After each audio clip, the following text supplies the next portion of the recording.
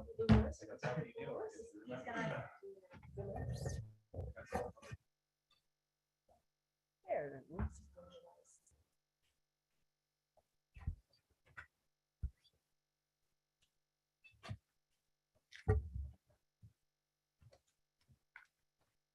cat's all here.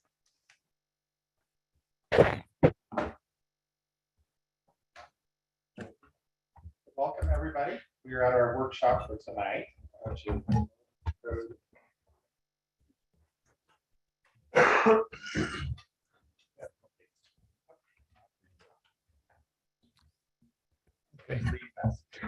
don't mind, I'll kick things off. First of all, just want to make a few introductions. We have Ben Thurston. He's the planning director at Baseline Services, Baseline Engineering, Planning, Surveying. And he's got part of his team also zooming in tonight. And I thought I'd take a few moments and let Ben introduce himself and his team and kind of talk about how this transition is going so far. Hi, everyone. As Ed said, I'm Ben Thurston. I'm the planning director with Baseline Engineering. We're a civil engineering, surveying, planning firm. We also have landscape architecture and a few other services. We're in 4 offices. Our headquarters is in Golden. We're also in Steamboat Springs, Loveland, and Colorado Springs. And at least 2 of my team members are online right now, Alyssa Rivas and Ryan Helly. So they're 2 of our planners who are going to do the lion's share of the work here. Not on is Julie Esterol, another planner in our office who will serve in a much more of a coordination role for this. And she'll be the primary point of contact for the public. And, you know, we just want to kind of identify one point of contact, and then she'll distribute assignments as they come up. We're happy to be here. We're very happy to have had time with Catherine. I just want to put in a little plug for Catherine, because many of the contract situations that we come into a mess. There's, you know, not very good record keeping, and there's not very good sort of organization and forms, and a lot of that stuff we have to come in and invent ourselves and put that in place. And that's completely the opposite of what you have here. Really a great staff, great system already in place. We're coming in and learning it as best we can in the time that we have. And that's Catherine's been super cooperative and helpful for making that transition. So we really appreciate that. It's going to, I think, make things go much smoother as we fly on our own starting next week. So, Atta girl. Atta girl. thank you. Thank you, Ben. Thanks. So we've been working with Ben. Again, Catherine's been very extremely helpful. And yes, I would agree that the fact that it's so well organized is probably making this an easy transition. We're still working on a few logistics. For example, when development reviews come in about, typically they would come to Catherine, and Catherine would distribute those out. So Baseline will be doing that same role. They'll be sending the engineering reviews to Merrick engineers. And they'll be coordinating those reviews and consolidating those and bringing back. And they'll be making reports to the Planning Commission, including all the staff memos and the supplemental documents that's needed for that. They will also be a point of contact, and we're making some upgrades on our website too, so that people, when they have questions, they can go straight to the source.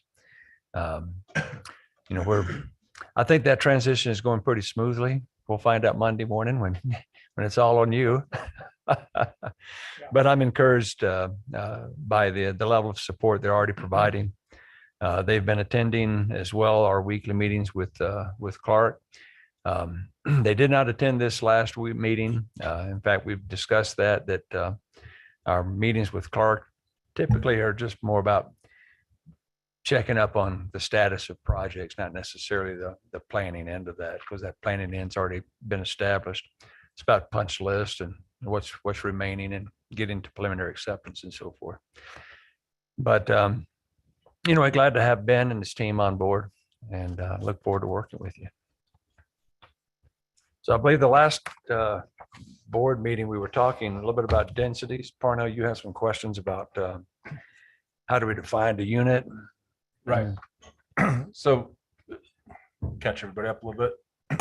What I talked about 2 weeks ago is we call everything a unit. A unit's considered a kitchen and a bathroom. Anything other than that doesn't matter. If you have a studio, it's a unit. If you have a 5-bedroom house, it's a unit. And when you go to help with employee housing or other housing issues and you try to build on a quarter-acre parcel, for example, you could get 4 units and possibly 4 ADUs with the single, if you can fit single-family units on a property. So that keeps people from building 1-bedrooms and studio units, which are the primary units that most people in a tourist town need for employee housing. Running 2 large rental companies with my dad and my brother for 30 years, everybody wants a studio or a 1-bedroom because that's what they can afford on their own. You know, if they get married and have kids or adopt kids, then they want a bigger house. But until that point, it's mostly smaller units. So the reason I brought up this workshop and the concept is to come up with what a standard unit is, be it a 2-bedroom, 3-bedroom house, 4-bedroom house. Current size in the United States being built in the last 10 years is 3,000 square feet. 4-bedroom, 3-bath is your average home based on statistics I can find. So if that's the standard, then a studio would be 1/3 or 1/4 of that. So if you could build 4 units, you would be able to build 12 studio units or 12 1-bedroom units on the same property. That's what I'm looking at for the change. Okay. For density purposes.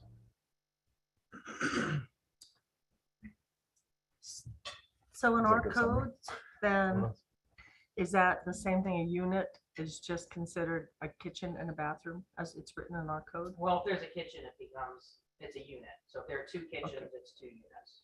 And then it would need 2 planned vessels. Okay, unit per kitchen and a bathroom. You have to have a bathroom by law in a house. Mhm. We don't do outdoor outhouses. We're not supposed to. So our code doesn't necessarily distinguish between a studio and a 4-bedroom house. Right. It's still considered 1 unit. Right. Okay. Is the question about the water usage, the EQRs, or is it simply about, It's about the density, what you can put on smaller pieces of property. When you get into towns, the towns all have smaller lots. There's no big 10, 20-acre lots. in town anymore. With the exception of Grand Park and Rendezvous, those are huge projects that are being done. So to get your employee housing in the towns where it's walkable, it's almost impossible. Because otherwise everybody's going to build 4-bedroom units. They're going to build the biggest unit they can to sell it for the most value they can sell it for, to make up for the price of the land. From what I've seen. How much is a planned investment fee? It's 7,700 for water and 7,500 for sewer. So 15.2. Okay. For each And that's- unit, if you wanted 16 studios. Right. No, that's not It, right. well, yeah, No, you get a because you discount for adjusted smaller that. units. Right. Yeah, the water taps are adjusted, the sewer Right. taps are adjusted. So if it's multifamily under single ownership right now, they're based on the number of bedrooms. So it's less than 1 single family. Okay. And an ADU is 0.25 of a single family. You can only do an ADU with a single family, right? You can't do a 4-plex and then do 4 ADUs across the street from it or across the lot from it. I think you could. Think so? I didn't read that right then. I think you could do that. So that would double your density if you don't sell it.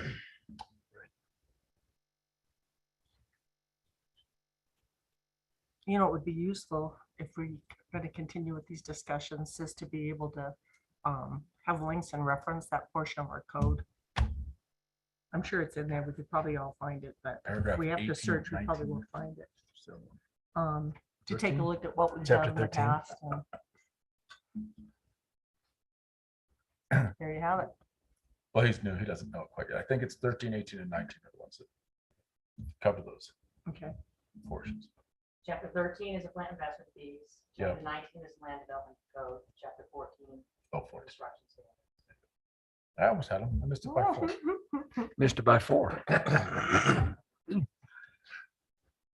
So Okay. you want to, I mean, we should cut to the chase and say that the whole idea is to How to, make it more builder friendly for smaller units. is how to what- make, is- how to is what- incentivize smaller units versus bigger yeah, units. rather in than town. work instead of.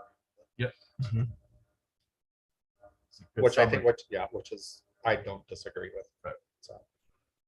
But I don't know that we can cut, I don't know if the plant investment fees are, because they're already struggling. Yeah, If that's a great idea or not, so. Yeah, it's not even reducing the plant investment fees, it's being able to put more units per acre. That's the biggest hurdle. Well, it's both for So what's our sure. max per acre on units right now, Catherine? 20. Walking 20. encyclopedia that you are? 20 In units. the business district, it's 20 units to the acre. So Okay. 1 unit for every 2,178 gross feet, gross square feet. But with the density bonuses that are in the Riverwalk mixed use overlay district in Victoria, you can do up to 40 units and 60 units, but you need to meet the other development standards as well. Meaning Parking. open space and. Parking. Right.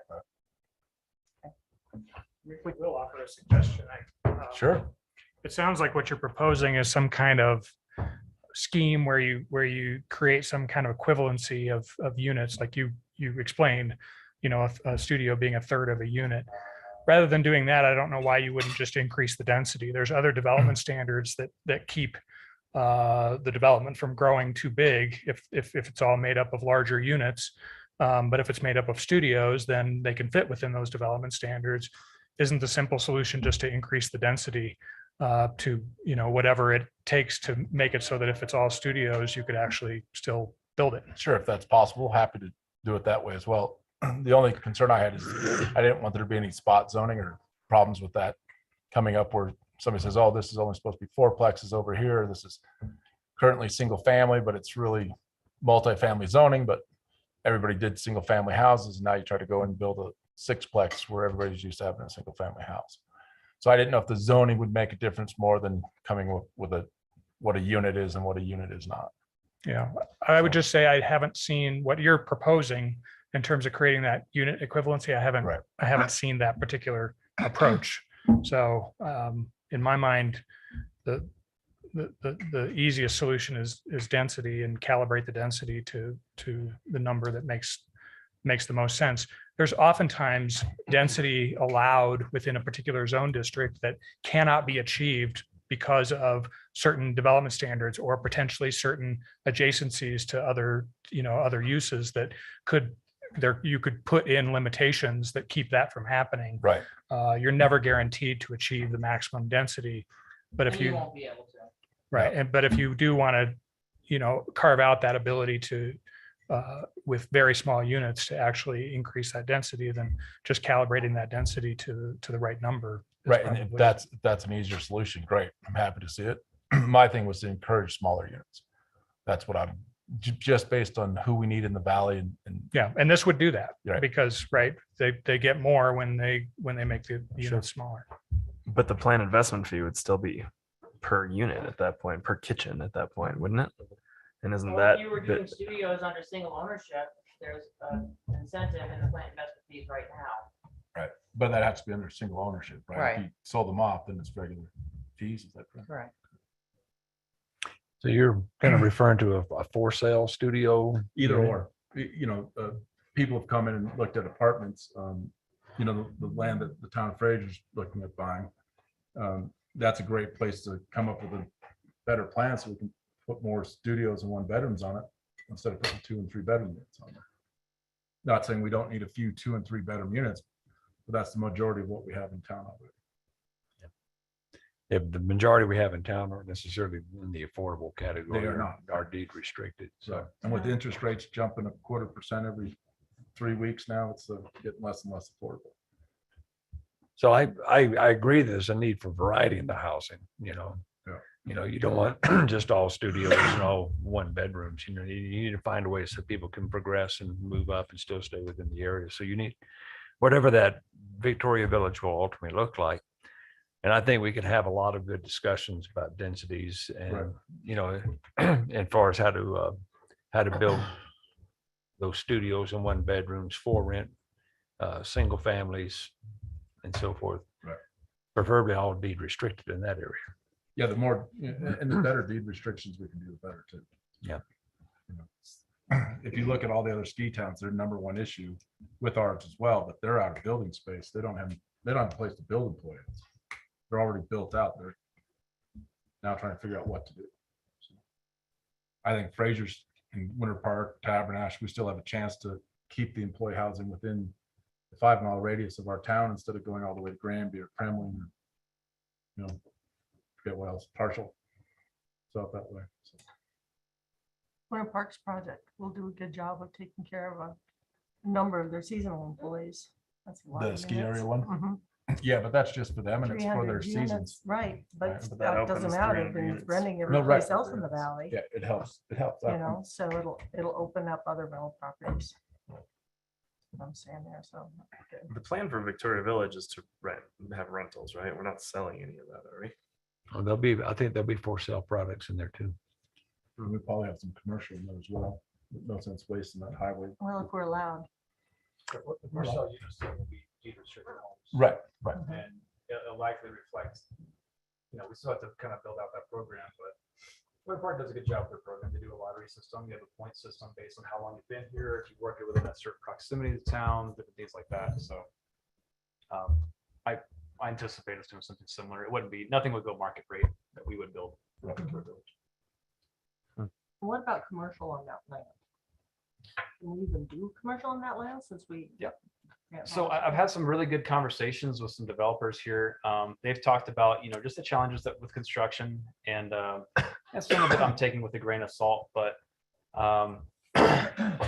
just, it depends on what the construction costs come down to. We're trying to maintain certain area median income levels.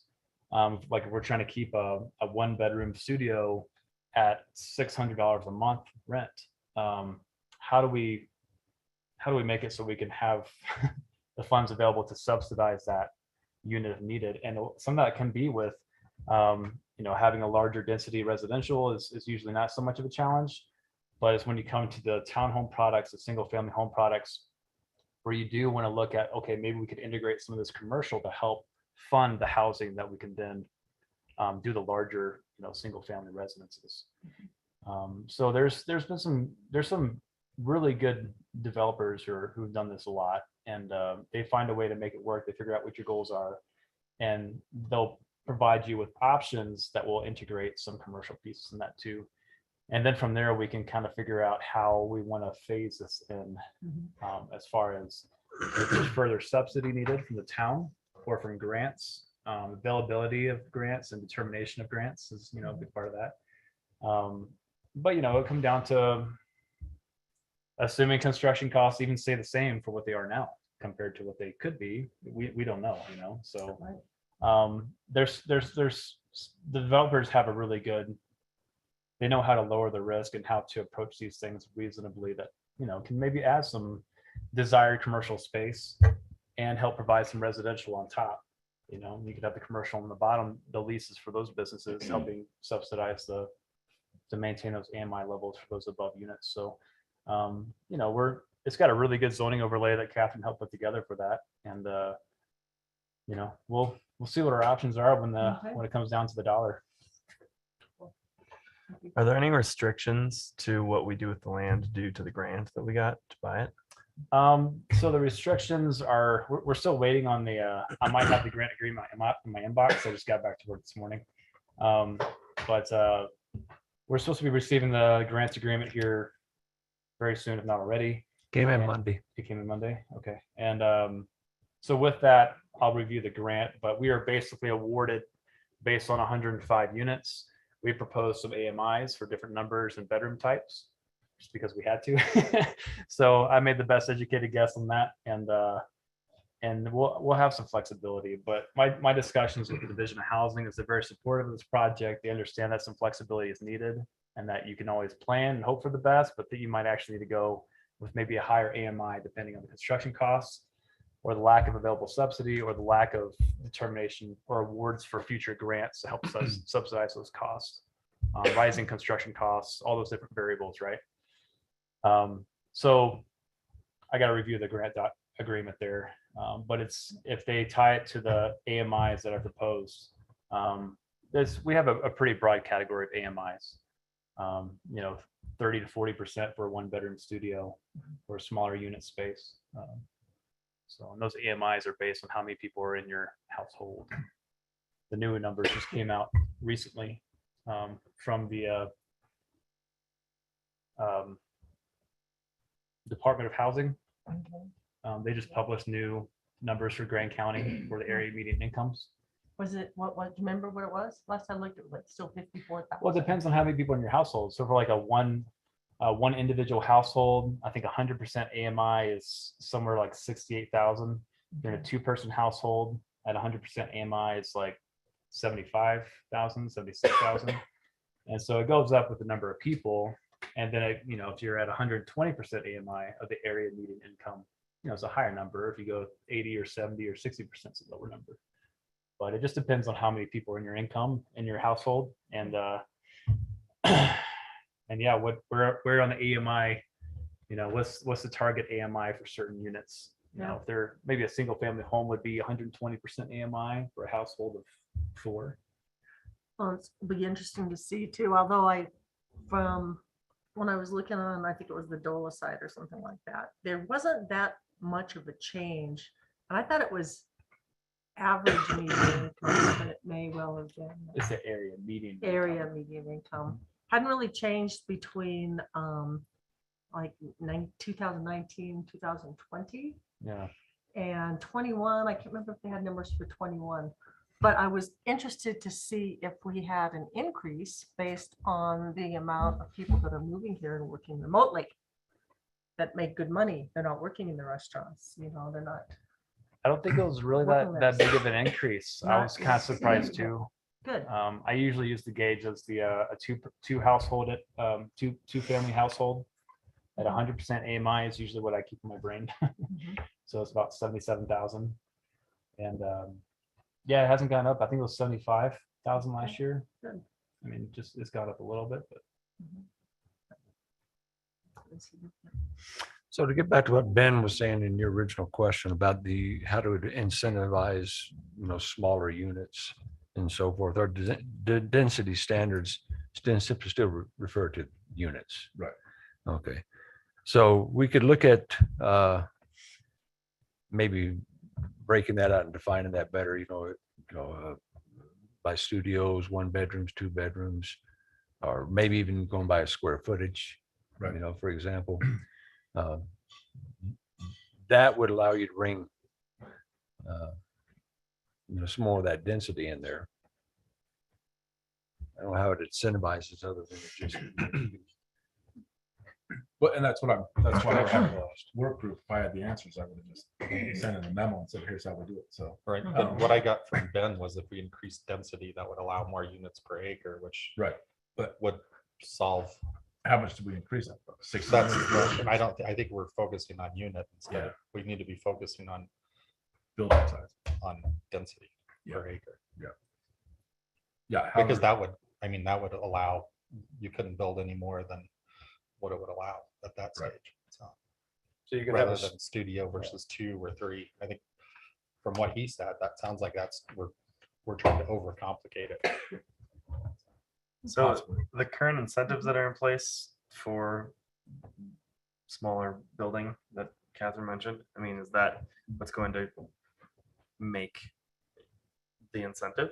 I mean, I'm failing to see, I'm hearing planned investment fees if you have a kitchen of $7,700. That's not changing if we're increasing the density. Right. It's still going to be that expensive to build each unit. But if it's for sale units or even rental units, you can fit more people in there and generate more revenue. And we have a new project in town that's capitalizing on that density bonus. Right. That's going to happen in the middle of our downtown, which is super exciting. So it does work. Yeah. I mean, Okay. Because they're going to do 20 units right. on 0.6 of an acre. Is it 0.6 of an acre? Catherine? Yeah. Sorry, 0.6 of an acre? it's One 0.66. 0.66 of an acre. They're going to do 20 units. And that's in our downtown. So we know that change in density will drive to, it works, the figures that it solves that problem. Right, so though. how many are studios and how many are one bedrooms, do we I know? don't know. Yeah, But they're using both of the density bonuses that are in the code. Right. So, on the back lot, well, the back, building, they're doing 20%. Deed AMI, restricted yeah. to 80 AMI, and, which they did with 2 studios, right? which they're doing, those are 2 studios. And then the front building, 100% commercial on the ground floor, which allows for the density bonus. Increase up to 40 units an acre. So in both of those buildings, they're still not doing the max that they could do. Right. Again, because of this, some of the other development standards restrictions. Yeah, parking, Well, no more room for parking. a lot of towns have gotten rid of parking in the towns. They're doing metered parking and making you pay to stay there. And if you want to be a resident that lives downtown, you have to pay for your car to park overnight. Otherwise, you take it to a central parking garage We can't do that until we have a garage. or a parking lot that's got space on it. Yeah. So, Yes. yeah. But that, I mean, that did help. Absolutely. That's one of the reasons that project is off the ground, is because of all the work Catherine and everybody did with those density bonuses, the overlays. The thing is that we're not seeing enough people coming in and building smaller units in the town. They're all building with 2 and 3 and 4 bedrooms. You've seen what Grand Park and Rendezvous are building. They're building the biggest houses they can build per unit. So addressing things like parking could also affect, how much units can go in that parcel. Right. Especially if they have some kind of offsite parking there. There's I units. I haven't seen any built. They were supposed to build 2 in Denver, but they didn't get built. One thing with the I units is it's a prefab building, 40 units, all 1 bedrooms and studios. And instead of parking, they give 2 auxiliary cars that you can rent for the day if you need to go more than 10 miles or 5 miles or outside the bus loop. So that was a way that they got around the parking qualifications. So there's things to look at that we could do to quantify not needing parking. The bus system is getting better every year. This year was a little bit of a glitch with the drivers, but it's been getting better every year, and you see more and more people on the bus. Because they don't want to drive, they don't want to deal with the parking at the ski area, they don't want to deal with the parking at Safeway, they just take the bus in, do their shopping, and hop on the next bus. And again, recently we have reduced our parking Yep. requirements substantially. Yep. Yep, we do. And with Tesla up and running, we should have driverless cars next week, right? I mean, aren't we there? I will say this, 5 years ago, Estes Park invested in a parking structure off of their downtown. Right. It's if you've ever been to Estes Park, you come in on 34. Right when you get that first light, you make a left, they put a parking structure over there. Design was really for driverless cars, so Right. that people could take the car in and it would drive itself back to the parking structure, keep Really? the traffic. Yeah, Right. this is part of their Future, planning. yeah. Yeah, I know it's there because it took me about 45 minutes to find it, and it's a tiny little town. Well, I would like to be able to explore some of these, what we've talked about as far as density standards, and taking a look at further breaking out those units. Right. So that we can get greater density for more studio 1 bedrooms. Who knows, maybe somebody wants to put in nothing but a studio 1 bedroom Complex. complex. Right. So how many places could be there? But I think we need to also be looking at the parking issue. Yeah. And alternatives for parking, whether it be bus routes, get those little lift scooters. That people Mhm. Right, and if you don't have parking, you need less snow storage. So you could reduce your open space requirements. I mean, everybody likes the park here and there, but I don't think every lot needs to have a park on it. Right? Or you could do rooftop open spaces where they have the rooftop of the building where it's accessible for people to go outside. Not the safest place for the groups I hang out with, but put a 6-foot fence around them, they'd be all right. So just, Do you want to change the entire town, no, I just want or do to you come wanna- up with the best way to or house future developments, or what are you talking about? the future developments, Like future annexations, or? both. If we have any annexations that are coming in, What we're looking at building over in Victoria Village, the remainder of the empty lots we have in town, if we annex in any more property, have a better incentive of why you want to come into Fraser, why you want to annex your property into Fraser.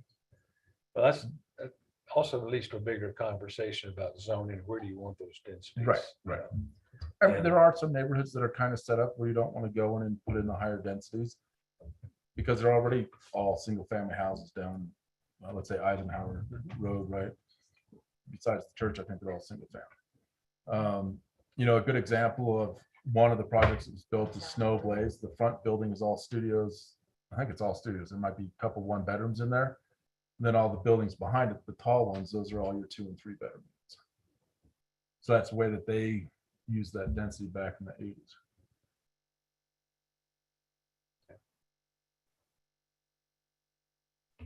And encouraging people to build stuff above their commercial buildings. Use that airspace that hasn't been used. And we have done that in the current code, We because that's have, how it fit with this yeah, we have some of that. incentives that they got for one love property. Right. So I know this is slightly off topic, but I think it ties in. If you're looking for ways to incentivize density in downtown and take care of things like parking and so forth, you're gonna need some kind of funding mechanism that's gonna help develop things like that. And I talked briefly to Philip just yesterday, just in passing, but there are some traditional ways that municipalities have used to bring funds into the downtown areas to spur economic development and growth, whether that be commercial or residential or mixed use. You can fund parking structures and other means by doing this.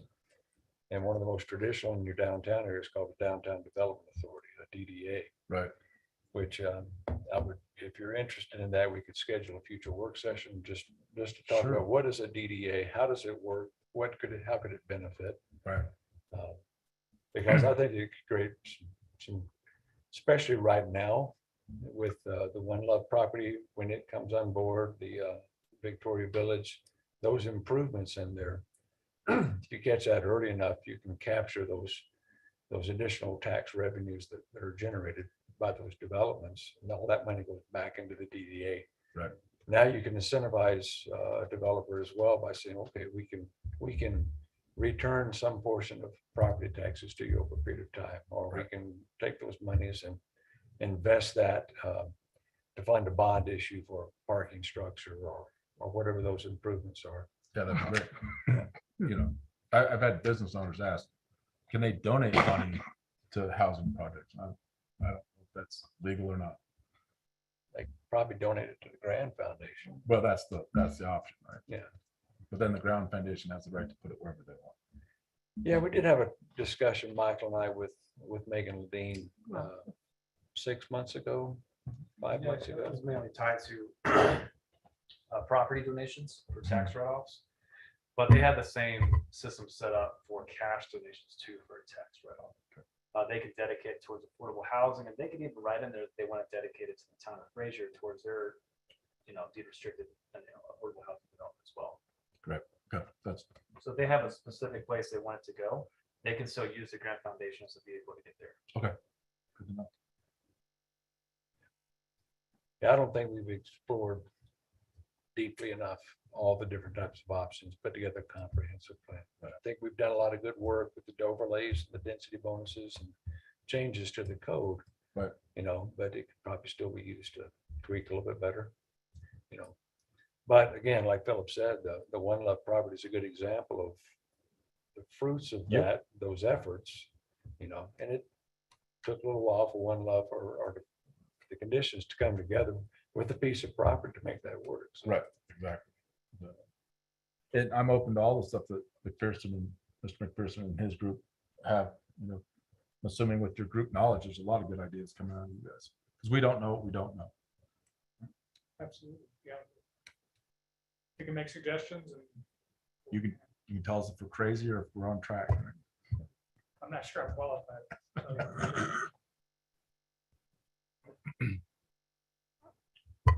So that's what I have. That's right.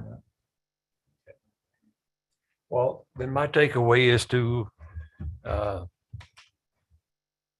I'm just summarizing, is to look at those density standards that we have currently.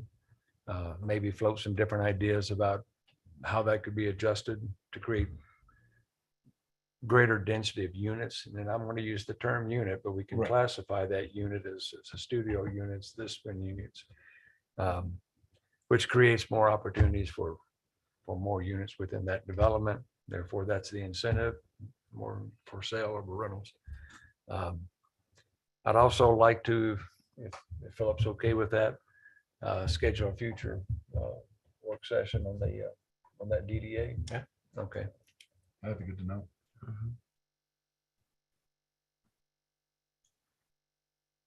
I think it'd be really beneficial just to kind of get the wheels turning a little bit. Would you mind kind of covering the basis of that incremental tax and how that's used? Oh, right now? It's up to you guys. I think it's just not good to know how that funding mechanism just generally works. Then you can think about it, and then when we have a workshop, we could. That'd be my recommendation. If you'd like, I can give you just kind of the big picture. A downtown development authority, there's two tools traditionally that, one tool, kind of nationwide is called tax increment financing. And every state has some level of tax increment financing with its own set of rules and so forth. In Colorado, you have two avenues to do that. One is a downtown development authority. The other one is an urban renewal authority. Each one of these authorities are set up differently. They run about 22 to 28 years or so of what that does. But the important element of that is the tax increment financing. I'm going to use this whiteboard just kind of illustrate that.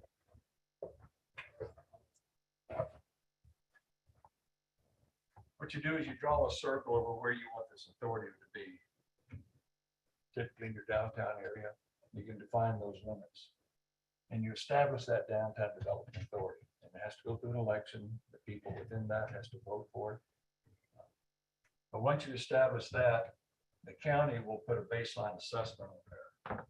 Say it's worth 7.8 million or something like that. As far as the tax burden based on all the different taxing entities, the library district, the fire district, the town, the county, and so forth. Well, you build a building here. Well, suddenly that property value goes up within that area because you've added a $2 to $3 to $10 million structure within that. What happens is that generates a higher market value for that area, the assessed value, your equalized assessed value, and that changes what the tax is now. Tax that may be coming in now could be 8.5 or something per year. The way TIF works is all these taxing entities are locked in at this level. So the library district will continue to receive everything they received at this level for the life of that TIF district. This is called the increment. That roughly $700,000 of extra TIF revenue rolls back into the DDA. That could be used to create other development opportunities, like an incentive to create a second building. Suddenly, this price is going up to about 9.8. Now, this whole increment goes back into the DDA. And the money that's coming in from that, you could fund additional developments, you could do street improvements, you could build those parking structures that you're looking for. Transit centers, I mean, whatever the Right. needs of that DDA are. So during that course of lifetime, that increment will continue to grow. You can use that increment as well for bonds. For example, if you've got a $15 million parking structure that you want to put somewhere, that would generate the funds necessary to make the debt payment, or the debt service on the bond. So is there any kind of a increase built into it for special districts? Or are they always locked in at that lowest beginning rate? They're locked in at that lowest rate through the life of the TIF. Now, that's the difference between urban renewal authorities and DDAs. There's different rules. Downtown Development Authority does not require any kind of negotiations where an urban renewal authority, you have to actually negotiate with each of these taxing districts what that baseline is and how that's adjusted. Urban Renewal Authority doesn't require a vote. The board can simply pass a resolution or an ordinance saying we're establishing an urban renewal authority for the town of Fraser. And then you can use those funds kind of throughout the community. There are some conditions for TIF. They have to be light, for example. One of the biggest conditions is if not for, but for this increment, this incentive, this development wouldn't happen. So this, to me, this is a good example of if we didn't have any way of to incentivize the development or the growth of our downtown to bring in the type of growth that we want, then that would be an effective use of creating the TIF.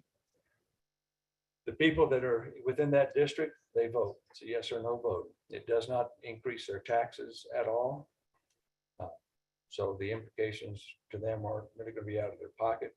In the long run. Would it, so, but they would still, would their property taxes, in terms of what they pay the special districts, still increase over time? Well, it's not a special district.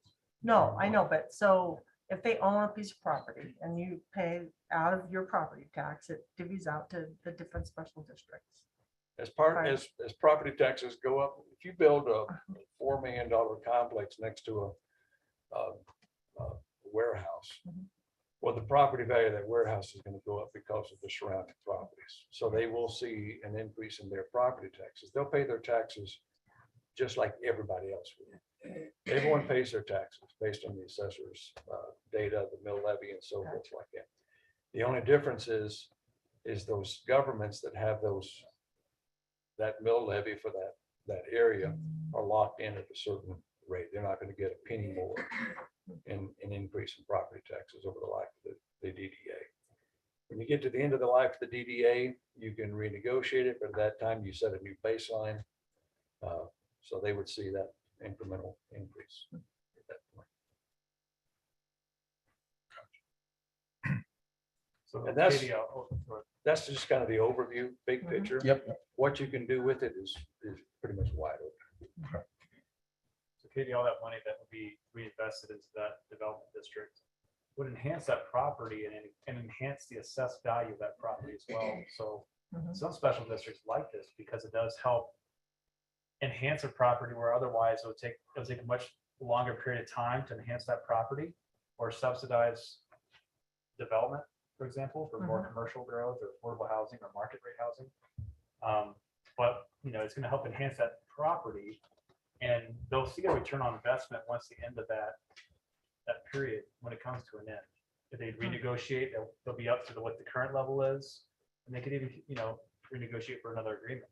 But it's really benefit to a lot of different people on both sides of that coin, Okay. the special districts and the people within that district, the business owners, property owners with that. So. Okay. again, And even though it's not required by law to negotiate, you can negotiate if you wanted to. For example, let's say the fire district or the school district, especially if you're doing a lot of residential. In Illinois, the way the TIF district worked was if you were going to bring in housing, you had to measure that incremental increase to what the impact is to the schools and then adjust it that way. But in Colorado, the only time you really have to negotiate is if you establish an urban renewal authority. And you can thank the town of Timnath for that.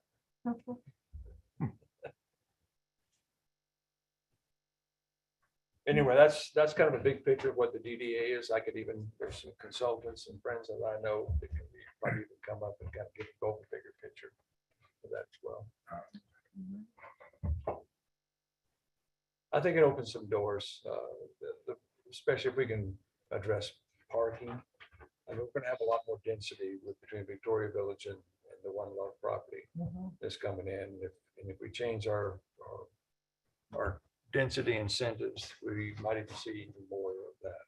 And if we can address the parking levels, the parking area as well, we might even be able to increase that density.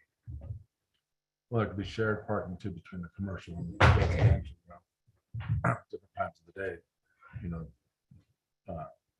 Safeway and the Murdoch's building, come 9 o'clock, they're empty parking lots. There Except could be- Murdoch's, they're full of cars. Yeah, it depends on if they take them out or not. There's a lot of vans over there, I know that. So one thing that crossed my mind after the presentation last week and the size of the units. If you're coming from east, it will pretty much disguise any view of our creative arts center, which we thought would be like a showstopper, getting people into town. And of course, that lot is looking smaller and smaller for the creative arts center. Would we want to possibly move that onto our lot that's closer to the river?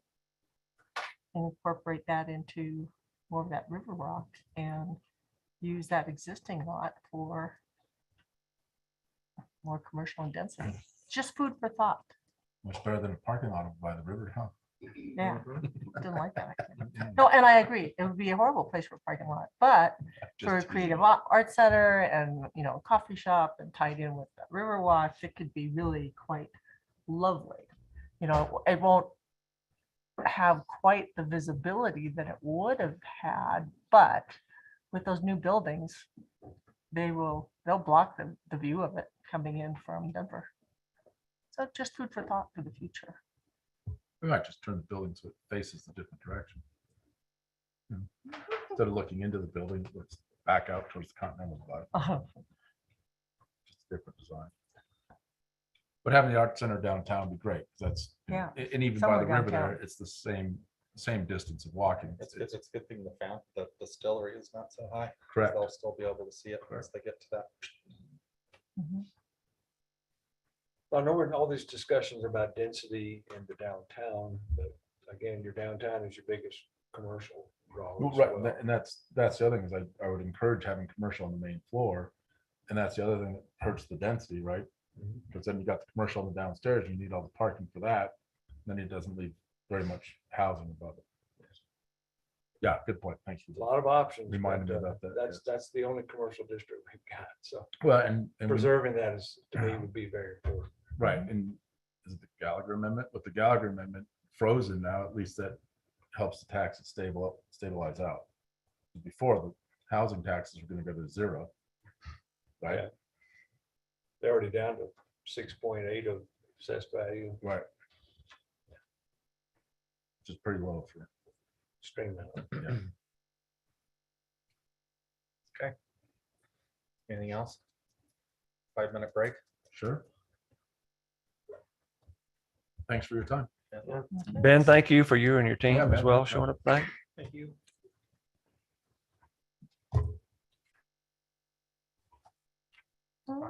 Yeah.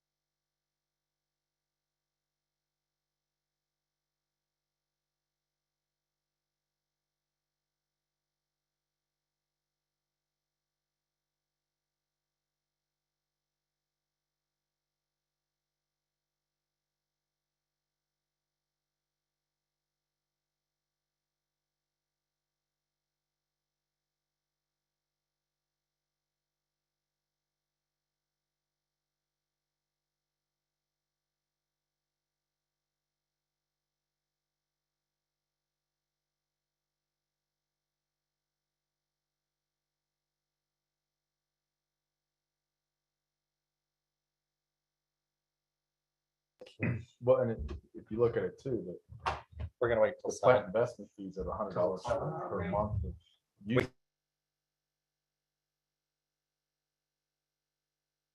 That's why I said I was Then you messed up by saying plant 5 investment minutes. fees are gone. I should have said So 10. now your We're system going to has take to an run on additional 5 usage minutes. fees. There's sometimes taking out plant investment fees entirely.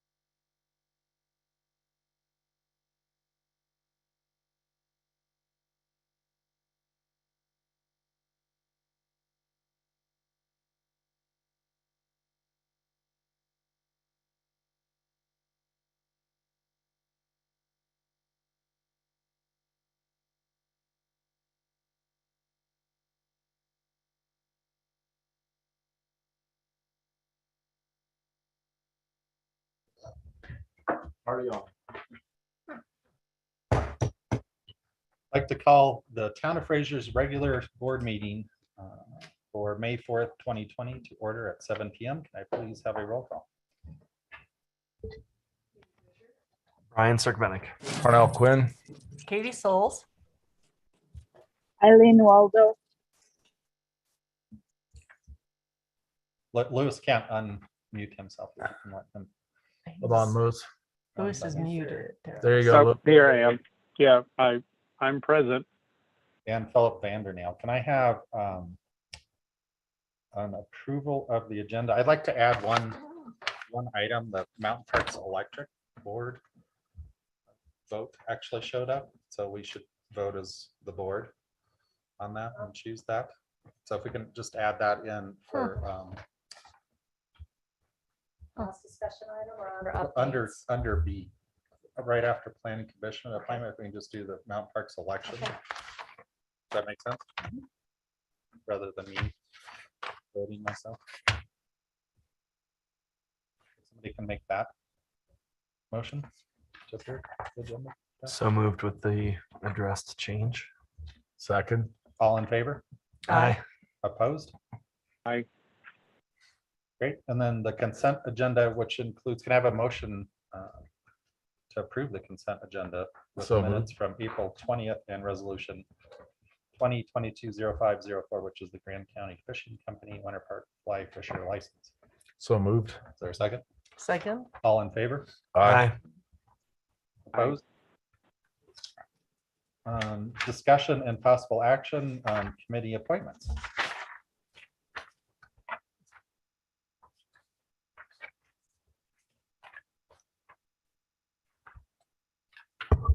I can speak to this if you'd like. So I accepted the applications for all of the different committees for the EDAC, the water, wastewater, and the PAC.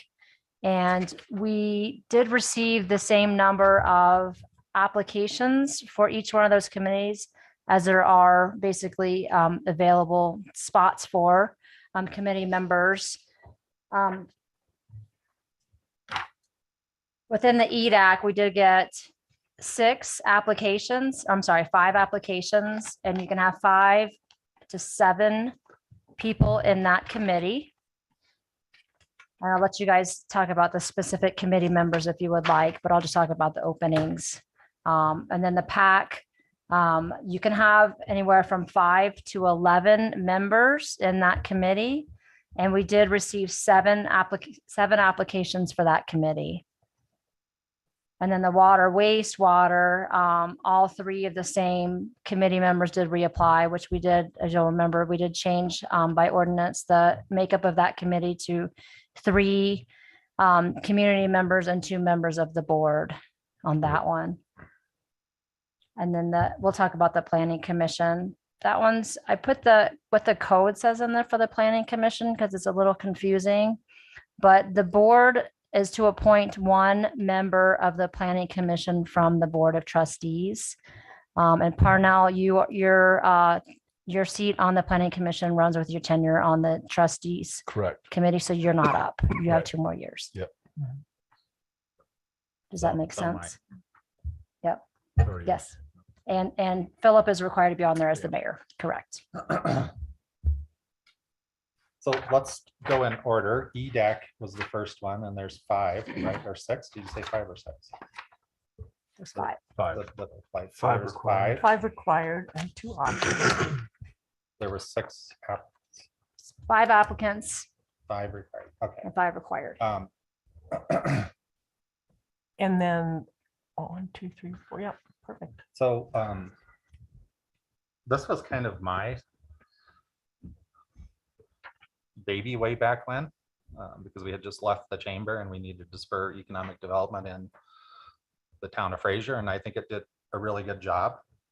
I think it is now floundering, and it needs direction, or it needs to go away, is my opinion.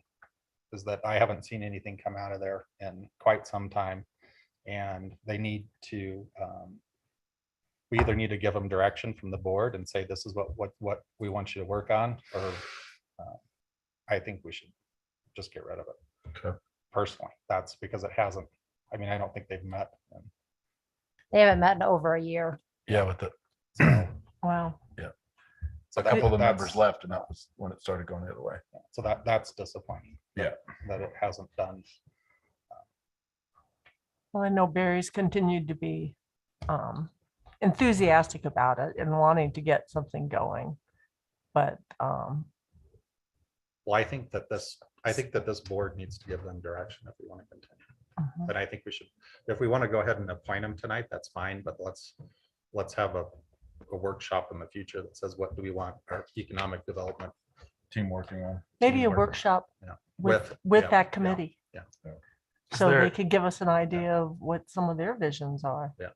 For, Right. Is there a committee head?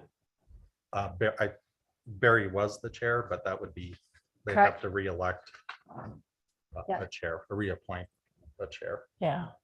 And Very Paula young. Stewart is here in attendance and she's on that committee. So I don't know if we want any feedback from her. Yeah, I'd love some Yeah, feedback, I'd be because very I interested. feel like that it's, I mean, if it's not doing anything, then we should get rid of it. Yeah. So, and yeah, let's put Paula, you want to talk to us?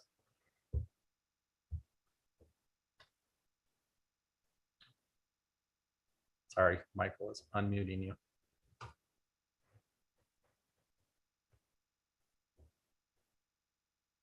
We're holding her hostage. Okay, here we go. Are you there? Yeah, hi, Okay, Paula. hi. I enthusiastically applied for this, again, because I think that we have new town manager, and I'm hoping, as I said in my application, that that we can kind of start again. I think that Barry is a perfect person to be chair, and he and I have had a number of conversations about this, and I would very much like to, I'm sorry, we have a moose on our hillside eating, mowing grass for us, and our dog's going a little crazy. So I'm sorry for the byplay. It's his third visit in the last 5 days. Anyway, I very much think that this committee could make a strong contribution to the town. And I think that we're kind of at a crossroads with the new building that's being proposed, where One Love was, and talking about parking. Stop, Sadie. And sorry. And I think that I think it could be very exciting to be a part of. So that's really all I have to say, unless you have questions for me. But is it the same moose that ran over Barry? I don't You know know? the answer to that. He's Okay. young, he's a young male, and he doesn't have new. Okay, well, that's what we want. We want enthusiasm. We want them Right. to start meeting and Yeah. doing economic development for the town of Fraser. So that's encouraging. Yep, Okay. very encouraging. So I would make a motion that we appoint each of the applicants for the EDAC to the EDAC. That makes sense? Okay. Is there a second? Paula, Barry, Second. Kelsey, and All in Nicole. favor? Aye. Aye. Great. Opposed?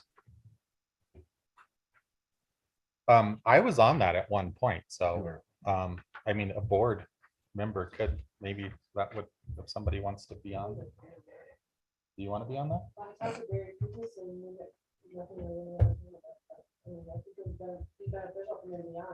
Yeah. I would agree. Sure. I would love to have a trustee. Because we on could have 7. Yeah. So, yeah, fine. They're Tuesdays at 9 a.m. The fourth Tuesday of every month at 9. Over a year. Yeah.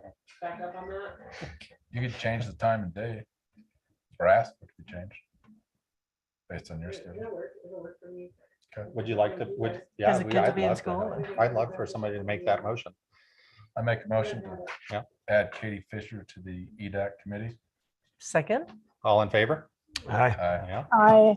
Thank you. Aye. Thank you. Thank you for stepping up. I Oh, appreciate it. awesome. Okay, next is PAC.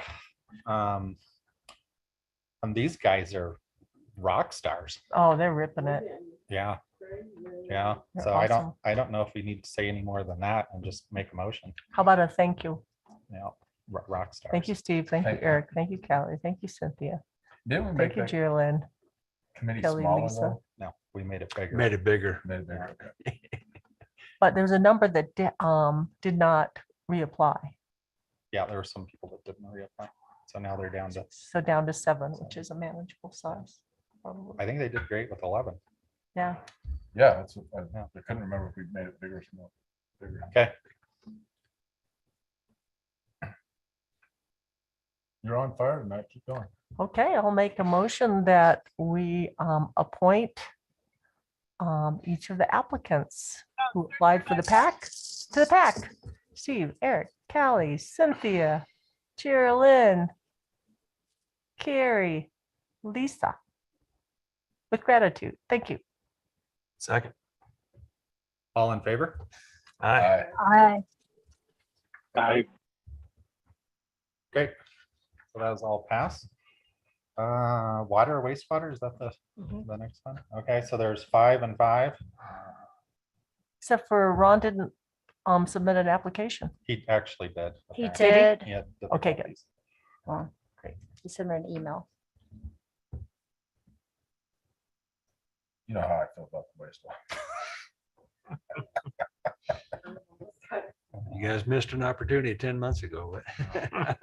Okay, I'd like to make a motion to appoint each of the listed wastewater committee members to this ongoing committee. Both Dennis Souls, Ron Anderson, Eileen Waldo, and Brian Cervenic. So I'm gonna make a second. All in favor? Aye. Opposed? Aye. Are you for or opposed? Opposed? Okay. So it's, I'm also opposed. Just don't want the committee. Yeah, I don't want the committee anymore. I think it costs the Okay. town a lot of money and it's updating those 5 members. And Hmm. so So it's a lot of staff, it's a lot of consultants Mhm. and so, you so- opposed Well, it? this is about appointing members. but You opposed? yeah. Yeah, so, If we want to go back to the discussion of making it go away, that's yeah, another. Okay. another discussion. we did there. Planning. Okay, so that's that for the committees. We do have and now planning commission appointment. As far as I know, Katie's the only one that has shown any interest from the board. And I'm still interested unless somebody else would really like to serve. 4th Wednesday of the month. As chair. No, I can't be chair. She can't be chair. Isn't that what we need though? Yeah, we're gonna need a chair, but I can't be chair because I'm That's appointed by the planning commission, not the, That was appointed by you. yeah, No. I don't know. No. I So don't in there- appoint. Yeah, the- so what the code says is there's 4 appointees that the mayor appoints, and out of those 4 appointees is the one that has to be chosen as the chair by the planning commission. Okay. So if Katie's appointed by the board, she's not appointed by the mayor and cannot be the chair. So I can be the backup, but I can't be the chair. Gotcha. How was I brought up? Because you were appointed by the board. No, you appointed him. Yeah, you appointed me. He is a mayoral appointee Trustee? from the trustees. Yeah. So you could be chair. Wow. Scary. That's That is scary. Can I unappoint you? No. Okay. Hey, just as soon as I learn to speak English, you'll be fine. Okay. So Katie is the only person that I've heard that wants to be on the planning commission from the trustees, and we need to appoint somebody. So can I have a motion for that? Make a motion to appoint Katie to the planning commission. Katie Souls. to the planning commission. Is there a second? Second. All in favor? Aye. Opposed? I, You were 4, right, Louis? You got this delay on you. I just want to make sure. yeah, no, no, I'm for, but I guess my issue with the planning commission is I think we have too many trustees on there already, including the mayor. And as I read the code, there should be ex officio members. And I don't think you guys should be voting on the planning commission and then basically tie up your position when it comes to the board of trustees to vote on something. I think you should be non-voting members of the planning commission. You should be allowed to participate, but you should not be voting members. It creates a conflict in my mind. It really should be an independent board that makes recommendations to the board of trustees or independent commission. So that's my problem. You have 3 trustees on the planning commission. Essentially, it's almost a majority on the planning commission of trustees, and that's a problem. I think it should be more residents or more people in the community that are involved on the planning commission. Right. So Louis, we did put out a newspaper article, a newspaper ad, and asked for people to apply. And basically nobody applied. So that, I think that's kind of, in a small town like this, it's difficult to get people to step up and volunteer, and maybe that's part of it, but we can certainly look at that moving forward. I understand where you're coming from and hear you on that. So Is that in it's our something that code we can too? definitely look forward to. Mhm. And right now Yeah, it's I mean, if you, codified, so it would yeah, involve. no, well, changing- the code is silent on whether or not the ex officio members are voting members or not. It doesn't say that. Typically, you could go either way with ex officio members on the committee.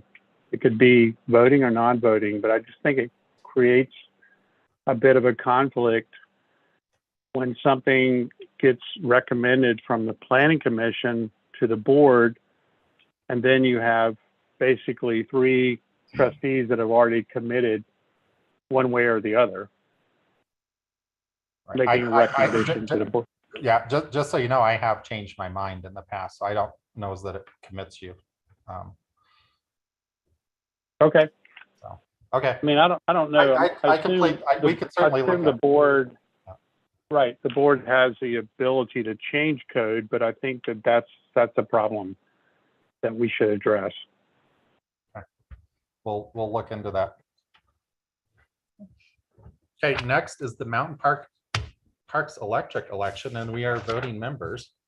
And we got the ballot that was on my desk tonight. So there's 2 candidates, Dick Zeef and Craig Healy, that have applied.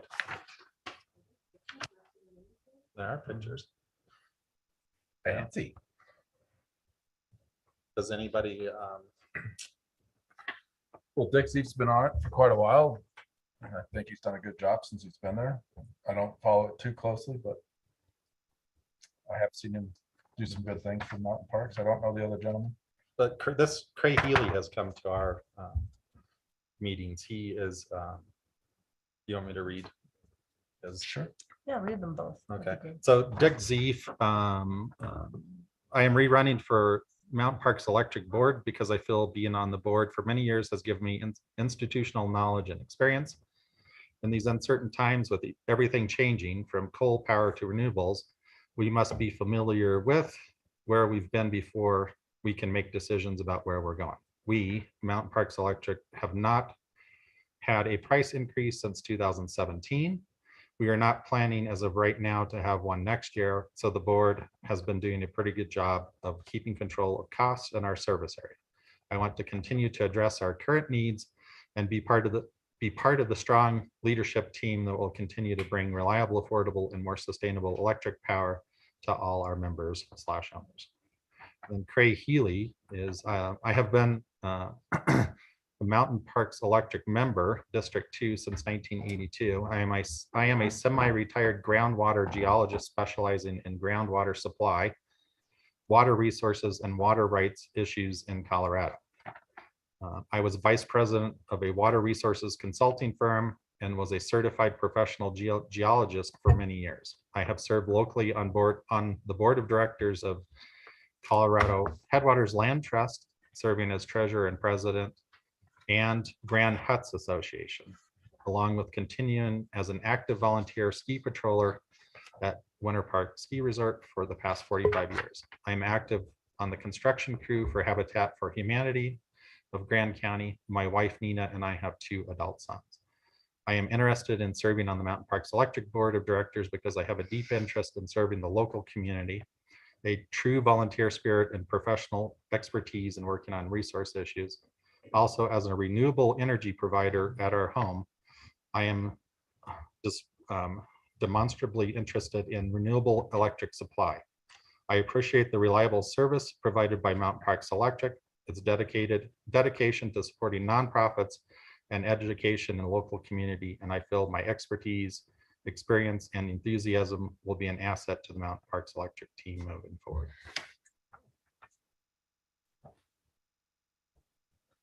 Should we just run through and? Yeah, see who that's we vote through? and yeah. then take So, it from there? so can we do a hand? More Is that discussion. legal? Who's the one that got us for the? We can't do a blind vote. but we can do a Can we hand. do a hand raise? Okay, so all those in favor of Dick Zeef, please raise your hand. Oh, we can't see. Lewis has got a hand up. There's So- Lewis. Nope, and Lewis. Did Lewis raise his hand? Okay. Yep. One, Was two, that three, 4? 1, 2, 3, 4. Okay. Okay, and those Take care in of it. favor of Craig? Lewis is voting for. No, Joe. Eileen's abstaining. Okay. Who was the second guy's name? I'm sorry. I think Eileen voted Craig? for Dick. Did she? I think so. Yeah, I think her background phased it out. maybe. Okay. So Dick is the one I'll mark and send her. That was dramatic. How come the town of Fraser like board votes on that? I think that in the past, I've never seen this before. That's So I because think, there I think haven't somebody never else, been- There haven't been other candidates. There haven't been, It's very rare that they have them. yeah, usually they just roll over. and- oh, really? Yeah. Or maybe some. And I know when Cray went to run, no one else was running. Right. And then Dick, because Dick was gonna move, but I saw him, but he decided he's Right. staying, which is great. He's a huge asset. to the Right. community. I don't They know. both are. Maybe somebody voted. Back. And I the think past. you get one per household, don't you? One per electric address. So if you- Okay. you know, Okay. So if you have 12 electric addresses, you vote 12 times. Yeah. It was here and we were No, doing appointments, it's and I great. was like, we should just add this to the. It's not bad having everybody make it. Probably in their top 10 biggest customers. Yeah, so now he's got to take that public vote, put it in that secret ballot envelope and mail it back. You know, we got called for doing the secret vote. So, We did. yeah. For which vote? Did we- when That did wasn't we- that long ago. When I think did it was we have for a the secret committees. vote? Yeah, it was for the committees. Really? Yeah, You were yeah, here. we had to re-vote. Doesn't mean I remember it. You can't do like a black ball or whatever. Okay, yeah. Next is the deputy clerk position. Who are we nominating for that? Actually, we don't have a candidate yet, but I want to introduce this. There's been discussion, it's come to the board's attention before when we start talking about short-term rentals and the workload as we continue to grow. There's definitely a need on town staff to have an assistant or a deputy clerk position to help Antoinette with her clerk duties and take over some of those responsibilities that seem to be growing. In the past, we talked about the short-term rental, somebody to manage that program. It doesn't necessarily take a full-time position to do that, but we also have other needs within our organization. If you've ever been in our basement and looked at our records, it's a mess. We need to migrate those records to Laserfish. I think we did some scanning in the past, and there's just huge data files with hundreds of documents in there without any kind of way of searching and looking for that. So our record management definitely needs some attention. We also want to take on some of those duties and responsibilities for business licenses and so forth. And we need somebody to stand in for Antoinette when she takes off on vacation. Previously, we appointed Becky Allison to serve as a kind of a deputy to come in her place, but we really need a full-time person in that position. So I'll let Antoinette talk a bit more about what those roles and responsibilities will be. and some of the need behind that. So I see records management in the town as a very high top priority. Like Ed said, if you go down the basement, there's probably 50 to 100 banker boxes down there of records that need to be put into our to our Laserfish and managed. And record retention within those records to make sure that we're holding things the right amount of time. And then when we're allowed to no longer have those records, be able to release them. And again, you have to have a record of those records too. So I think those are really, really important. As a lot of our staff is transitioning, we need to make sure that as we potentially outsource, that people can access those records are not physically here. So we think it's a really high top priority for this position. And as we talk about the short-term rentals, also potentially adding additional layers of monitoring and managing that program, we'll need more help with that. Currently, I am managing the short-term rentals and the business licensing, and in honesty, I can't get to it. I just do not have the time to do it. And we do expect that program to grow. And as more houses are being built, all these new houses, they're coming on a short-term rental. So that program is really growing right now. And another big part of what I see is really the risk management for the town, all of the requirements for our insurance carrier. And really the top priority for our employees is keeping people safe and really mitigating risk. And having somebody manage that program for the town, for the staff is really an important role. And at this time, being so short-staffed, it's really not being managed. And every year, Fraser comes out and does an audit with us, and our scores have kind of continued to decline over the last few years just due to the lack of staffing ability to manage that. So we think that's a really big priority for the town and potentially saves the town and premiums and annual premiums if we can get that program better managed. Better programs within that program is important. So those are kind of some of the big parts. And then another thing I'd really like to see is this person, I'd like to offer, it's kind of minor, but notary services. I don't know if you guys see this, but within the town, there's nowhere to get things notarized. And people come here, I mean, pretty regularly trying to get things notarized, and we just don't have the staffing levels to do that. And that is a service I'd really like to be able to offer to the residents of the town. And have this person, because right now we have 2 notaries at the town, and we really only notarize town documents, but I'd like to be able to open that up a little bit more for the public. So it's just staffing levels and just trying to really get everything done that needs to be done here has really been challenging. And as we're growing, we need additional administrative help here. So in my staff memo, I talked about the proposed salary range. We have a copy of that job description that we put together. There are some considerations. Typically, if we would be adding a new authorization for our staffing level increase by 1. We don't need to do any kind of budget amendments for that. We've got salary savings from those vacancies that we've got already, plus the note on when we would probably hire this person, what those costs would be. There's plenty of money in our budget right now under personnel costs to cover that position. And we would just simply budget for that going forward in the future. One of the things that we're have to look at pretty strongly is where is this person going to sit?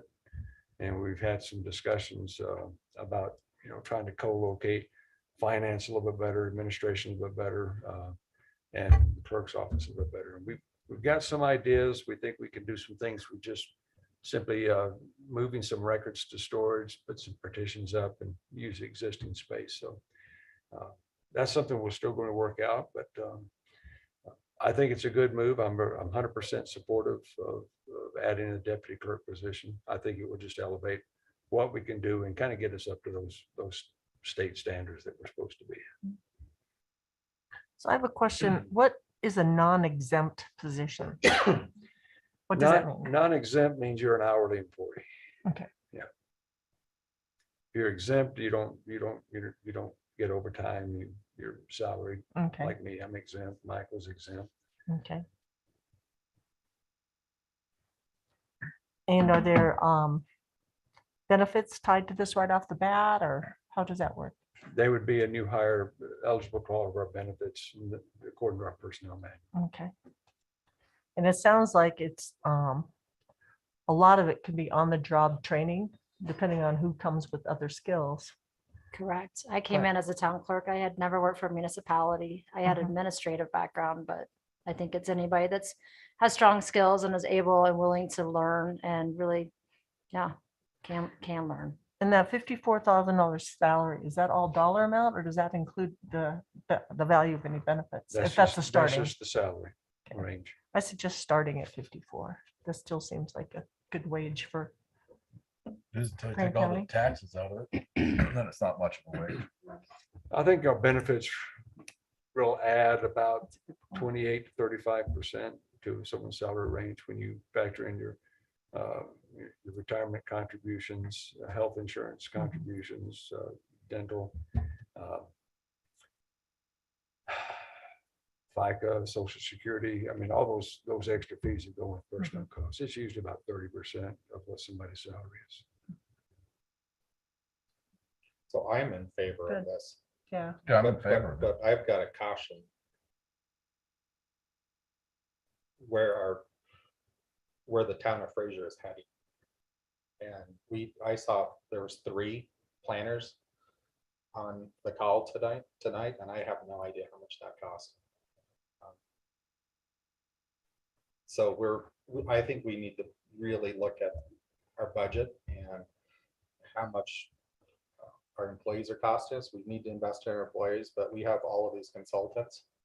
There was 5 planners at the planning commission, and I can't even imagine what that bill is going to be from the other night. So I think that we need to keep an eye on our budget, as we have to be fiscally responsible to the town of Fraser, to our residents. And are we going to start outsourcing, or are we going to actually have people that live in our community and are part of the community here moving forward? So I can't imagine a consulting firm like that is cheaper than the planner. So we've got, I think that was the contract though, is that it was going to be less than a. They just, a little off topic, but it's taking on not the, off topic. well, yeah, well, taking the planners, for example, the contract, we're working on our code to pass through those costs, direct costs back to development community. So of a great majority of what they will be doing will be actually picked up by the development community.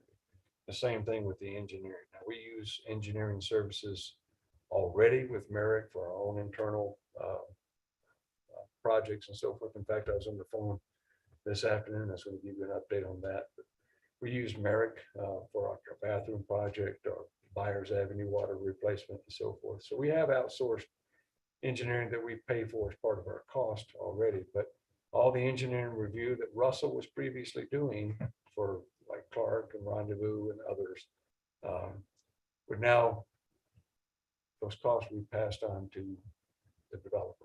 That's bringing that to the table. So we're looking at our rate structure to make sure that we've got sufficient deposit amounts located in there to cover those costs. We've got sample language from baseline as well as how to factor those costs in, including adding like a 15% administrative fee. Baseline wanted to be part of these initial meetings for introductions, just to get to know. We've been coordinating for 2 weeks back and forth with them as well as far as getting the handoff. So yeah, there'll be some startup costs with this, but I foresee that it will actually end up saving us money. Developers will have increased fees, which drives up the cost of. Well, So I mean, I'm just saying, No, I mean, right. we need to be careful as a town, Well, how we're. Can moving I also forward. point out, I've asked Rob, starting once a month, and he's going to do his first report, to do a treasurer's report to the Board of Trustees. We haven't had that kind of level of Right. service. We've just had something in the back of the packet.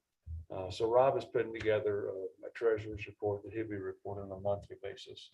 And this will be the introduction in 2 weeks. If you want to see more added to it, that's a good time to kind of shape what that looks like. But my direction to Rod has been, well, he's done treasurer's reports before. What are the items that we're looking for? We want to make sure that our costs are within our budget, that we're not exceeding those. We need to show some trends and how that's looking with both our revenues, but also or outflows of revenues as well. So Well, I had a question about the engineers. So the developer brings in an engineer, they engineer the project. That engineer has a license and a seal and all that good stuff, right? They bring it into the town and then we have another engineer review the same plans they just gave us at the same cost, that the cost to develop the plans in the first place. Why are we having two engineers? I would hope that the review is shorter than the. Right, it should be a lot less. I mean, Yeah. they're just reviewing another engineer's work. They shouldn't now have. what to- they're doing is they're checking that other engineer's work to see how it complies with our code. Does it meet our development standards, our construction standards? Does it meet our engineering code for, proper placement of infrastructure? They verify cost estimates. That helps us with our surety in case we have to step in and take over a job. Our code already allows us to take contract services, including attorney fees, and pass those back on to the development community. Well, then can't we let our developers hire our engineer instead of hiring their own and cut out? I mean, That creates. I'm with Philip. I'm just trying to figure out how to cut some cost out because every dollar you add to the development is just a dollar you add to the sell price or the rental price, whatever it is. I'm just cautioning the board. No, no, The town's been spending a lot of money No, right. and, Ryan was kind of our rudder. Well, one of the, And we don't have Ryan anymore. So somebody's got to speak up and that's apparently going to be me. yeah, That and we one need of to the, keep an eye on our budget. one of the theories is, per 250,000, you can have one staff member. That's an employee, right? That's what large companies run on. So for every 250,000 you bring in, you can have one person hired. And that's how you keep a business afloat. Well, I think we're probably not anywhere close to that. So I don't know what our total intake is. Per we year. have 20 employees. I don't know. Yeah, so 24 would be your max if we take in 6 months. 32 employees. Would be Max. for an $8 million budget. Yeah, is that what we got? 8 million is our budget. So Okay, we're still- I'm in favor of this deputy clerk, but I'm just cautioning this board on our spending. No, right. Because if you guys haven't been paying attention, what's happening out there? Inflation is here Inflation's a myth. and, yeah, You raise minimum wage to $15 an hour, you're gonna have some inflation. I'm seeing it. Oh, yeah. I'm seeing slow summer. Yeah. So you guys just, Is your summer reservation slowing down? yeah, they're starting to slow down. Interesting. So, yeah, higher ends are not, but lower ends are, which is, that's telling. Same with real estate. Anything under No. 700? Okay, Well, and do we want to bring this back? No, it's, carrying on the mayor's note, we have a budget for this position this year, but Yeah. next year we are going to have to budget for it. So this Right. will be a new item in the overall salary piece. So just something to think about. I mean, I'm for the position as well, but we will be spending more money in the budget next year as a result. Our scope of responsibilities and what we're able to do and keep up with. We're still a growing town and it takes people to run a town. Again, I don't, You can also have too many people. and You can. Sink your business. you can. Yeah. That's not my goal, just so everybody knows just telling that. you. We just need the Just telling you. EDAC committee to bring in more commercial businesses and we'll be set to go. Right, Paula? We just need you to help out. Okay, okay, so then should we give staff approval to go ahead you want to and make that motion? advertise for this job? You want to make that motion? Sure. I'd like to. I'll second. All right. All in favor? Well, I don't know how Antoinette does everything she does, so it's clear to me that she needs help. Okay, Okay. all in favor? Did we actually get a motion out of Aye. Liddy yet? Yeah. I, She said I'd Barely, like to but make we that approve motion. it and Pretty much. Sorry, Katie. that's okay. No problem. Okay, next is Fraser River Valley Regional Housing Partnership appointment. Thank you, Mr. Mayor. In your packet is it's kind of a standardized application form that Grand County, Granby, and Winter Park are using. I wanted to present this application format to the board for their blessing and also for their ability so that we can start posting that tomorrow. Winter Park approved this last night. They plan to have an appointee by the 17th. We have some timelines. We want to get this board up and running as quickly as possible so they can make their subsequent reappointments. I thought we were gonna have a grant by now. Pardon me? I thought we were gonna have a grant by now. We do That's have why a we grant. voted last meeting was because we were gonna have a grant in 2 weeks. Anyway. Yeah. That's why we rushed the vote last time. Anyway, the next step in the process is for the town of Fraser to appoint a representative from Fraser. And if you're okay with this form, we can publish that. If you had any other I don't issues. have any conditions. Okay. I think it's fine. We need a motion or vote on that or just say yes? Thumbs up. I don't think I necessarily need a motion. If you're okay with this, then we'll just go ahead and publish that. Very good. Thank you. Next is Northwest Colorado Council of Governments. This was Andy was on this. This is the one that I couldn't think of last meeting. I know Lewis has showed, he told me he might be interested in this.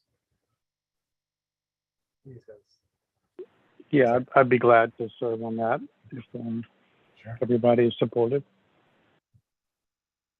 Thumbs up. We may need to Great, make a we motion, have a just thumbs up. representative there. Yeah, somebody want to make that motion? I don't know. I'll move to appoint Louis Gregory to the Northwest Colorado Council of Governments appointment for the representing the town of Fraser. I second that. All in favor? Aye. Aye. Opposed? Lewis, I will get you information, contact information, and get you on their mailing list. Thanks, Liz. We Yeah, thank appreciate you, it. Louis. Great. Yeah. Thank you. That's a big lift for us. Yeah, that is a good one. Next is human resources. So I asked to bring this up because we've asked this numerous times and we can't get this figured out. So if one, we're spending a lot more money. Here's the money talk again. We upgraded our HR software and I'm not sure what it does.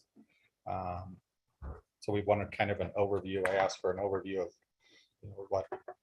what that does. And then as far as the escalation process, if an employee has an issue with the town manager, where does that employee go? And Andy brought this up. Eileen has brought this up. But now I'm bringing it up. So the way it is written right now is to go to our town attorney, and Kit Whitmer is not an HR. So we need somewhere for employees that have that top level issue to go to somewhere. And I brought this up because we lost 4 department heads recently. So it's that was concerning. So we need to know what's happening and the employees need someplace to go. So you can start by an overview of. Okay. I'm asking actually Rob, since he takes on the HR role, to give an overview of the extended level of service through Employers Council and how to escalate those.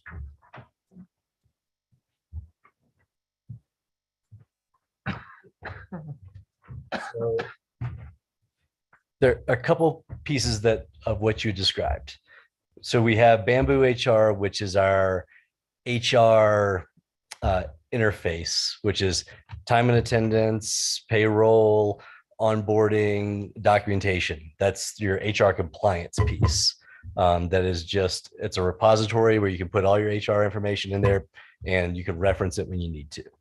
And it basically gives you a track record of what's happened in HR. And so you can do disciplinary actions in there and you can document it. And so you can also see who's logged into it. It's a nice system in terms of posting jobs, recruitment, and all that. It takes all that compliance piece that used to be a couple people and puts it into a technology system. Then there's Employers Council, which is a consulting firm and a resource for HR folks. and even non-HR folks. And I've used them in the past. My background was not in HR, but I was HR for 17 years as my secondary duty. Everything from doing all the contracts and whistleblower policies at schools to Title IX investigations in universities. So the good, the bad, the ugly. Mostly the ugly is when it came to me. But Employers Council, our membership used to be, you could basically call, I called it the 5 questions. You could call us 5 times and we'll answer your question. And then we'll recommend that you buy the next level up for service. There are 2 levels. There's the basic level, and then there's the executive level or the enterprise level. And the enterprise level basically lets you call them lots of times and say, hey, I've got a question. They're not going to take over the HR duties for you. They will say, okay, this is what you should reference. This is what you should look into. Here's what we've seen other folks do, but it's still your decision. They're not going to take on your HR liability. And they do have consulting services that you can buy like pay per service.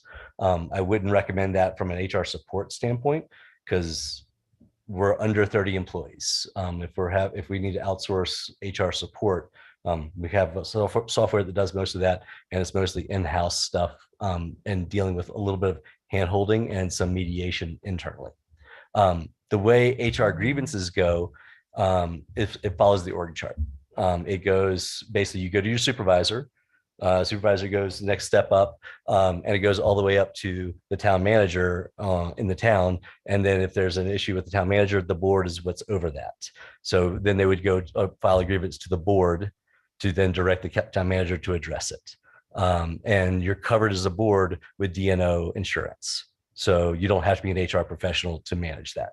But you can basically, you're redirecting down to the town manager to either change behavior of the town manager, or it's okay, you need to step in and we have a conflict between a supervisor and their direct report. I was executive director of 2 nonprofits at the same time. And what we had is I just had a generic email that went to the board. Usually it was the board president who could then distribute it to the board. So no one was had to give up their contact information. It wasn't really an email, it was more of a Google form. So it was an anonymous submission. And parents, students, and teachers within the organizations could submit this. It would go to the board if it was an issue really with me or something that I needed to address that I didn't know about. And so that's one way to create a channel that's anonymous, but it means that the board then needs to take an action on it.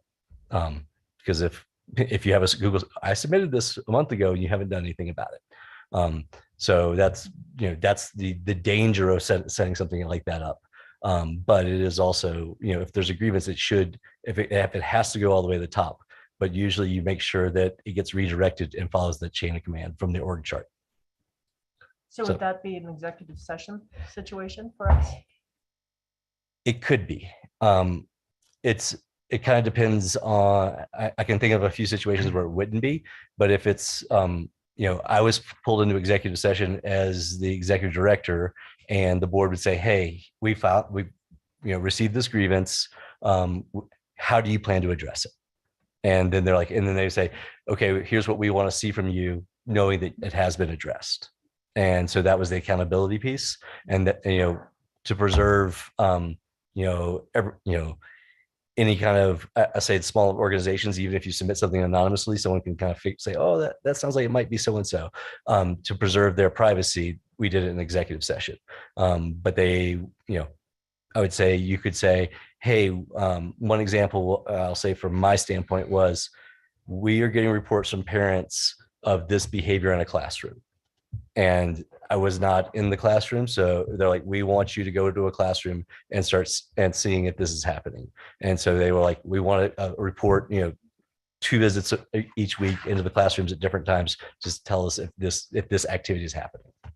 And so that would be something that I would then report back to the board and say, and then I was like, and this is what we did to train staff. So this behavior was not taking place. This is what, and these are the mediation steps that we took. So that was something that was anonymous. That was actually never an executive session, but that was, and schools are under sunshine laws similar to municipal boards. And so that was something that we did to make sure there was a pathway, so that as the organizational leader, I was not blindsided by something that I didn't see on a regular basis. So, but right now I feel like we have Bamboo HR is still being fully built out. It's not there yet. It has a lot of capacity to us that we've bought it. So we just need to round it out. Things like we can basically assign assets to employees. We don't have a great asset management system from a risk management standpoint within the town. We have the big trucks are pretty easy to manage. It's the little stuff, but we can do a lot of that in Bamboo HR. There's a lot of other functionality in there that we could use more efficiently. And then I think the Employers Council is a good resource for training and making sure people are making the good decisions. You can be part of that to say, hey, we'd like to call you to talk to you about compensation plans. Can you give us, and they basically have lots of white papers and stuff. We'd like to understand where the compensation plans fall. They also have great survey data, which is we can say, okay, this is what people are in Grand County and rural communities in Colorado are making, so that we're making sure our salary bands are correct. And that the overall compensation plans are robust enough to be competitive with private employers.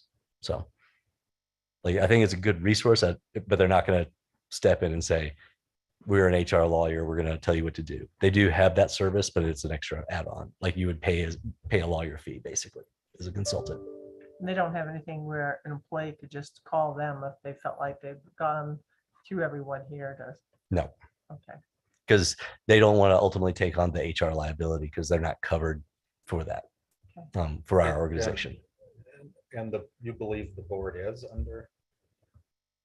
For directors and omissions? Yeah. You should be. Okay. I haven't looked at the actual insurance policy yet, so. But that's because the way it's set up now is it's manager and then the town attorney, which there's no back to the board. There's no board where. So the board could call the town attorney, the board could seek outside counsel and resources if the board felt like they're, but ultimately the board is the top of the org chart and the final responsibility piece to make sure things are happening correctly within the town. So yeah, so I get that. But there's been this. We're in charge of the manager, and the manager is in charge of all of the staff. Yep. Don't talk to staff. If a staff comes to you, don't talk to them. Yep. And that has been going on for quite some time prior to that. Right. So I mean, that's how the aligned influences, but it seems like there's people that are being talked to that system is not right. That's what I'm trying to get. Yeah. Right. Like, how do we get past? The staff needs to know what's the chain of command and how to send in a complaint. Or a So in comment. every other organization I've been to, your personnel manual explains that process, the chain of command going to your supervisor. Supervisor takes to the department head takes to the board of trustees. There's usually some time limits for replies and answers and so forth like that. But the employees is always given the opportunity, if they feel like they're not getting the service or the answers that they want, they're always given that opportunity to take that appeal to the board. I think Colorado state statutes talk about what can happen in executive session. If somebody's going to, they can choose not to choose an executive session. But the board of trustees has always been that top level of panel, that the final appeal or whatever that level of service is. And if it's, if it's a legitimate grief about me, the board needs to understand that as well and be able to address that with me. So, Philip, you made a good point. So with our aligned influence, which has worked really well, it did stress that we direct our manager to accomplish. But in there, does it really say that we should not have conversations with staff? We should not direct staff. But if we're out and about and we have, a question or it's just socializing, That's okay. I'm not I talking- would think so, but in I'm the not talking past, about- Jeff had us in a role where it was like, no. I felt like we were really don't talk to staff. And I think that that might be part of this disconnect a little bit. I believe we have been told not to talk to staff repeatedly. Visually, but as a board, it's okay. Well, but do we need to keep that as a policy or just clarify that we don't give staff any direction? I mean, if we're just listening and if we hear something from them that we're concerned about, to share it with Ed. And that's happened before. I disagree with don't talk to staff. Yeah. It boils down to boards should not direct staff. Saoirse will stand up behind that. So Yeah. exactly. We That's how don't you get direct into them. liability issues there. Yeah, Conversations with staff? No, there's nothing wrong with yeah, that. the way I understand don't talk to staff was don't talk to staff if they're complaining or trying to get something changed or saying that there's something wrong with their position and their job and they should be moved up. And don't you agree I should be moved up? And don't you agree that the manager's not doing what he's supposed to do? That's the conversations you're not supposed to have with staff. Talking to staff and going out and having dinner with staff, completely okay. I never understood it to be anything other than if they're complaining or trying to make a change or want their job to be different or don't like a developer, those were the conversations you were supposed to stay away from. That's the way and That's the way it that's not what we're hearing right now. We're hearing that if a staff member has a direct complaint They send it- against the town manager, They send it to you in a Google Doc. They don't send it to the board. as No, right now, our individuals. procedure says they take it to the town attorney. Yeah. Right, that's our procedure Right, now. and I don't think it's working. No, No, 'cause they don't know and the he town. they don't want that. No. They don't The want town that. attorney is not involved with any kind of supervisory role over the town manager. So and again, like I said, every other organization I've been to, even that person that needs to take it to the town manager and give the town manager an opportunity to do that. Now, the decision may not always be what that one person wants. It could be other factors in. But they've always given that opportunity to take that to the town board. Right. The town board is that final arbitration level. Well, that's not how we're set up. And we're not set up that way I'm trying now. to say. Yeah, but we That's what I can, keep trying to say. we can change that, set it up. We could set it up. Yeah, so, Right. and start Rob, Yeah, with but a real So asset. Philip, to your point about saving money, they should not be going to the town attorney. That's the most expensive route you're gonna take, right? $65. It's that silly. You should go to Ed, town manager, right? And then if he can't resolve it, it should come to you and it should come before the board. We're not their supervisors, but ultimately we are in charge of what goes on in the town. And I agree. Having conversations with employees is fine. It's just, we don't have the authority. We're not their supervisor. We can listen, but we don't have any authority to do anything other than make a final decision. But yeah, going to the attorney makes no sense to me. Me either. And that's the way it's set up. And that's why we're having this discussion tonight. Is we need to Good. change. Yeah. And I will share that Antoinette and I are employers councils have reviewed our employee handbook and is basically they gave us some suggestions. We're finalizing it, but this was one of the items was where do you go? Like, because it said the town attorney, but Ken also was like, that's not my role Yeah. for you. And so that was one of the changes that we were looking to make. And do a redirection. I will say, as someone who's worked with boards who were very involved with the staff and such, that adults are great at playing the splitting game, and as long as the board knows that they're not being manipulated and facilitating conversations to do that, then you're good. I would say if you're a board member and you've had a conversation with a staff member, you shouldn't be at the hearing. You shouldn't be on that committee to make a decision of what happens. Because you've already been swayed one way or the other, or had information that may not come up. Or with. share So I it would and then disagree with that. I think that's usually where the mayor doing meetings hours. Well- that would be pretty obvious. Yeah, it's, Yeah, I think that would be, because I'm here. I mean, if a staff comes to me there, it would be pretty obvious. And some staff want to remain anonymous. I like the way Rob Yeah. presented it. I Either did through too. an email or a Google Docs system, whatever. They can send them what their grievances or their questions. And if Ed can't answer it, then it goes up to Philip and the board. Or if they wanted to come directly. Correct. Come directly to you and bring it up to you.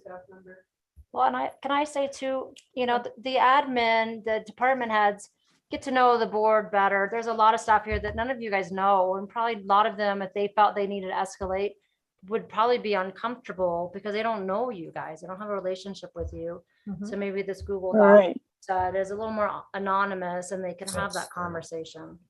Well, I'm not in favor of bypassing the procedure. No, I agree. I'm not, Yeah. in a Google Doc, I don't want an entry-level employee that feels like they should get an extra 50 cents per hour sending something from the Board of Trustees saying, Yeah. you need to pay me more. Right, and that's something that would be passed back, and we just have the manual. If they do that, it gets passed back down to you to take care of. And And I works would back pass down it the to chain of department command. head, we could pass it back down to Talk to 'em, supervisors right? so they follow the chain. But if there's an employee that says, I mean, there's a safety issue, I've raised this to my To my supervisor, my supervisor told me they talked to the town manager and the safety issue continues. Correct. Then that should be escalated. Correct. And so, having a pathway to the board that it can be anonymous, it can also be, I'm making this call, also feeds into your whistleblower policy. And it's a grievance / whistleblower policy because that allows it to escalate. But people, you like everything, you have to do a little training on how to use it.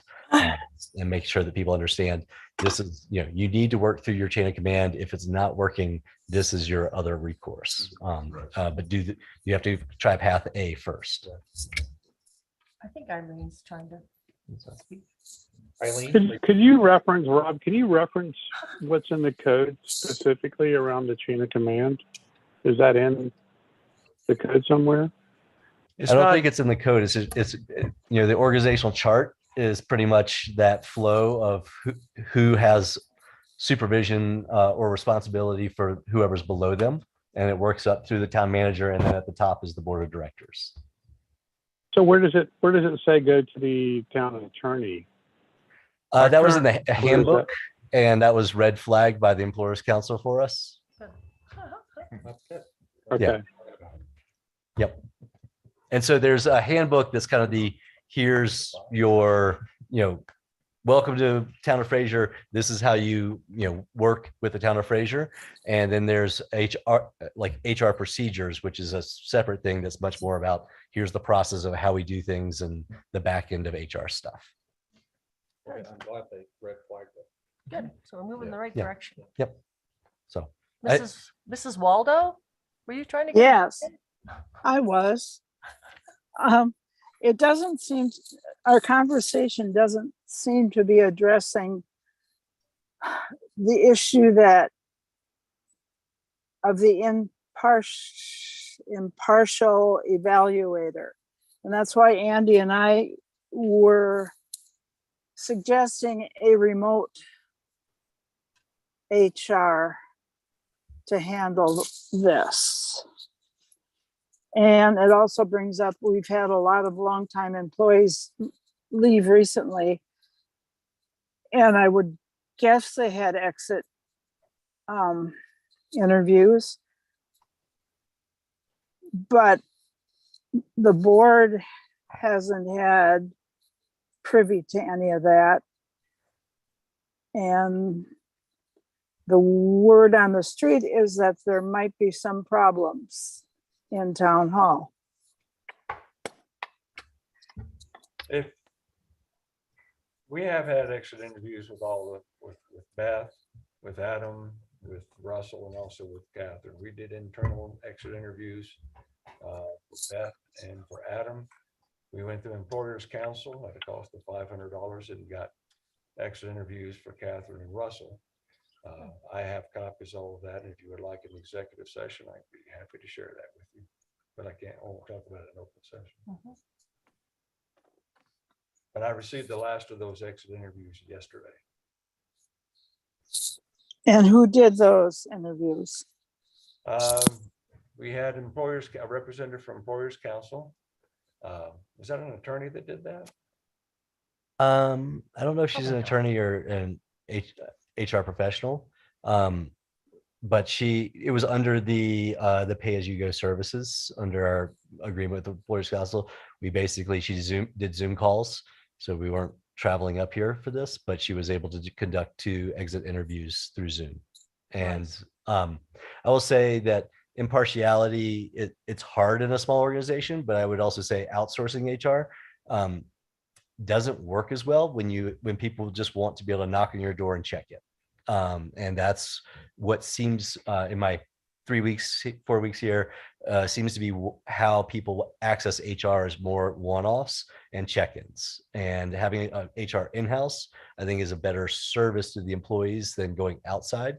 But knowing that we can't really have a full HR department because we're really not big enough to warrant it, having outside resources to be able to reference is very helpful. And that role doesn't add too much to your plate? Right now it does, but that's because we're bringing offboarding people and onboarding people at the same Okay. time. But no, it's something that happens in a regular, usually people go to HR because sometimes there's a grievance, but sometimes it's like, oh, my check doesn't look right. Or I want to change my benefits, which, what are my options? It's mostly benign stuff like that. And that's going to go through finance anyway. So it's all the same at some point.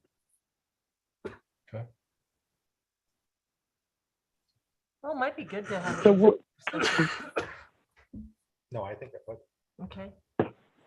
Eventually, take Next a look meeting, at it. Be good for all of us. We could have it on the 18th. Sure. We haven't had an And then executive session my in a understanding while. is Michael to finish that. Who did the other 2? Michael did the other 2 interviews. Yeah. Did you guys hear that? Yes. Any other HR questions or concerns? Yeah, I was just curious, what does Winter Park do? Winter Park Do has they outsource?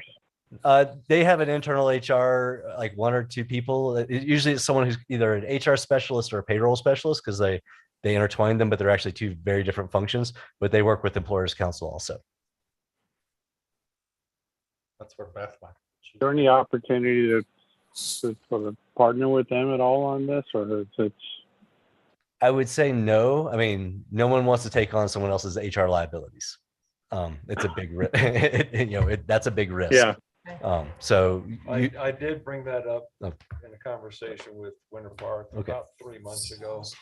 They were not interested in, HR partnership. Okay. Okay. Well, thank you. Thank you. Okay, Moving so- ahead. Thank you, Rob. Yeah, so we'll just bring this back at a future meeting. The executive session next meeting. So Okay. we can, And then these guys are working on the new Yeah. so I employee think we really packet. need to change the organizational flow from what we've heard, for sure. Yeah, how that and it happens. sounds like that's in process.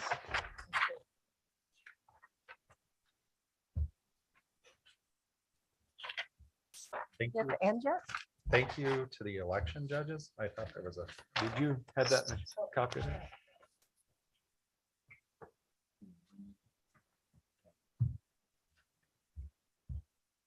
Did you have something else? We're gonna pass it around and have all of us sign it? Or, I signed it. thank you. That's perfect. Good It was, mayor. it was presented to me but I wanted to make sure you guys were. So it just basically, it does say, it doesn't basically, it says, Dear Wendy, Susan, and Bet, on behalf of the Board of Trustees for the town of Fraser, I want to express my sincere thanks for your service as election judges during the 2022 municipal election. Due to the amount of last minute ballots received, I understand you worked until midnight counting ballots. This level of commitment is truly outstanding, and your service ensured that our election was administered fairly and in accordance with Colorado law. So we just wanted to acknowledge them publicly as well as, and then this will get sent out to them. Okay, thank you, thank you, thank you. Thank you, election judges.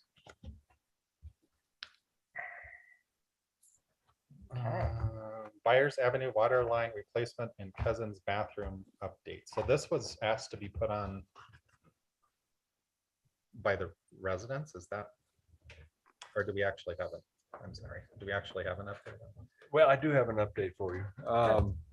In fact, I would like to kind of keep this update going because of the position we found us in. As you recall, we had a bid process, 1.5 million They called it the water combo bid.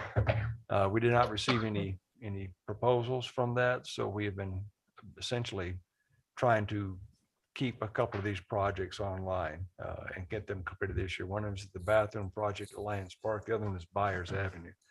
So I'll start with Byers Avenue. Of course, we've had people that from the community that live on Byers Avenue come to the board and express their concern.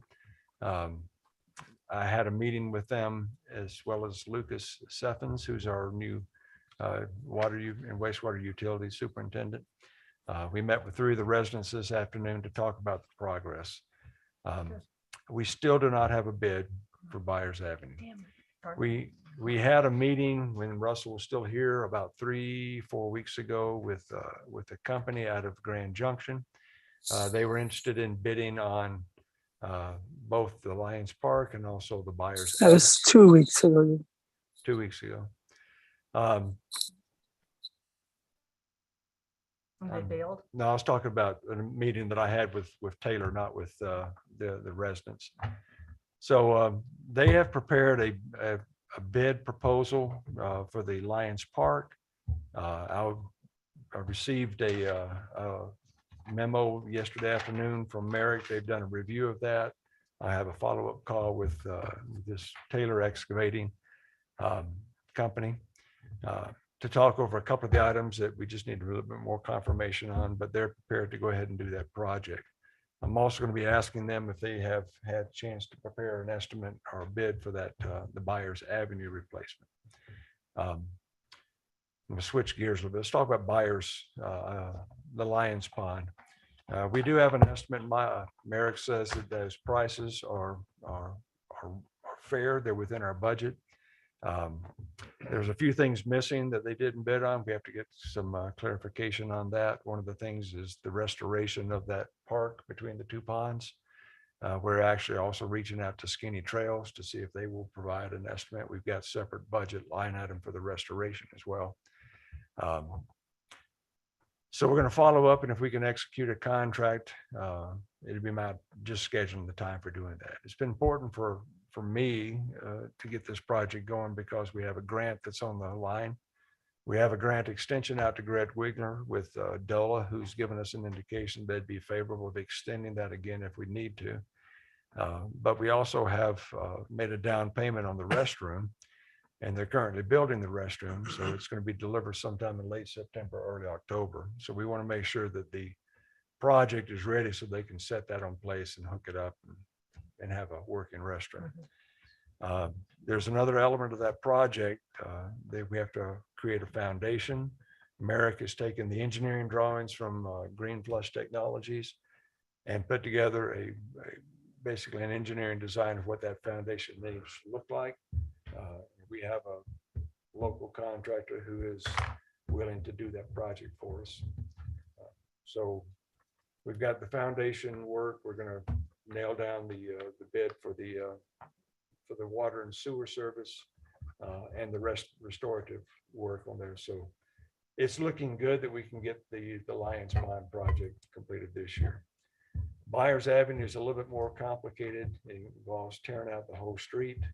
We're going to be replacing the water line. We're going to lower the water line, but we've got 20 residents off of Byers that need to lower their service line as well, so they can tie in. We would like to tie that all in together so that all that construction can happen concurrently while the street is opened up, so that residents don't have to pay for a road cut and repaving and patching 20 different spots along Byers Avenue.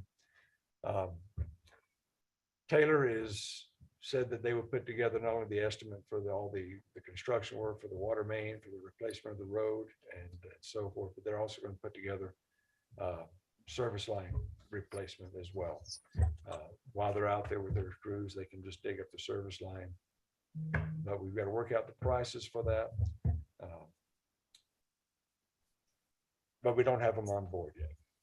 So that will be a follow-up call tomorrow with Taylor to see where that status is and if they're even going to get to it. So the residents will have to pay to get their lines lowered from their they will have to pay. They need to be replaced, most of them are clay. I think well, no, those are Oh. sewer lines. We're talking Oh, about the sorry. water service. This is lines. that water line. So, and the town also has that program, the rebate program, Low interest. where, I mean, you gotta put out the initial cash outlay, but then you don't have to pay your water bill for about a year and a half. At least that's Not quite. the case for us. Not We'll use our sewer line. Not quite. The way that incentive Close. program works is there's two ways you can do it. You can get a zero interest loan for 5 years, Okay. and you'll just simply probably add that to your water utility bill on a quarterly basis. Or we will forgive up to 25% of that construction cost with a max forgiveness of 1,875.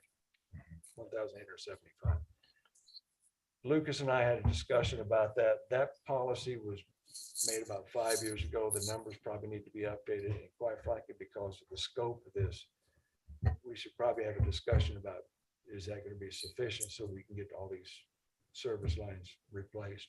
I think our code already says that, you'll have to replace service lines. But we don't want to put people on a tight spot either, if we can help it. The way we will coordinate this, if it all works out right, we'll have community meetings with the residents on buyers to get them on board of what the cost would be, give them the option of which of those incentives they want to use.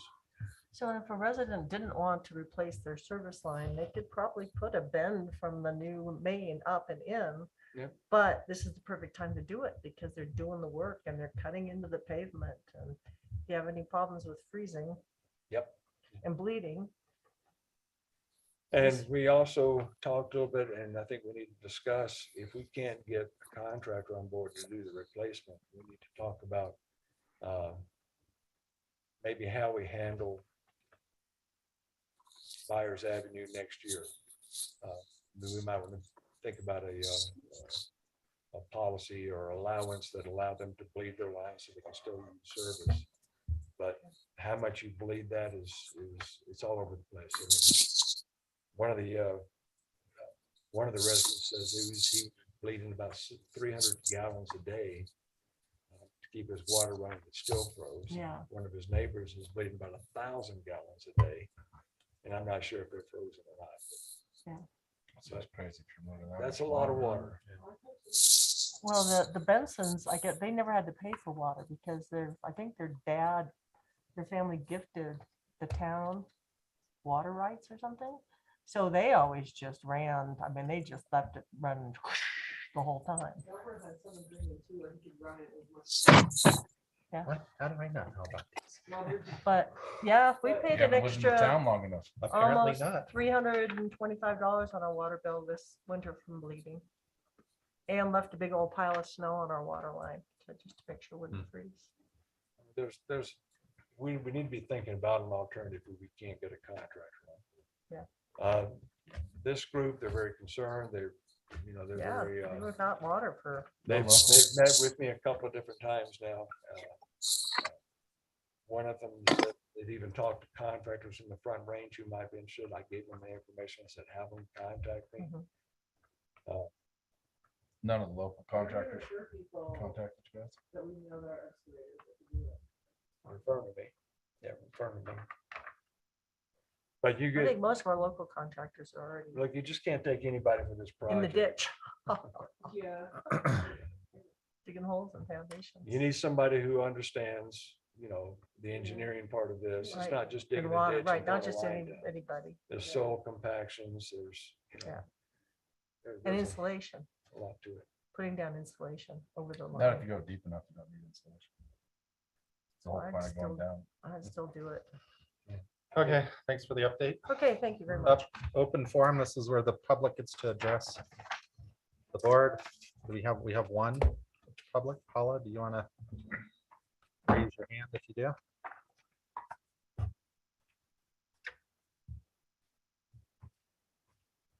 Okay, Bill, or updates, any other, does the board have any updates or? I'm sorry, could you repeat what you wanted me to say? I was having. a We're on open forum and you're the only public in the audience, so. Oh, okay, I singled you out because you are the only one. okay. I wanted to echo Barry Young's comments at the hearing on the building for where One Love used to be located about the town of Fraser addressing parking. I think that I understand when development applications are presented that you have to look at that application on its merits. And I think that the concept of it is great, but I am concerned about the longer term, with my EDAC hat on, if you will, the longer term consequences of not putting a longer term, if you will, plan and process for additional parking. And whether that's a parking lot or whether that's a parking structure down the road.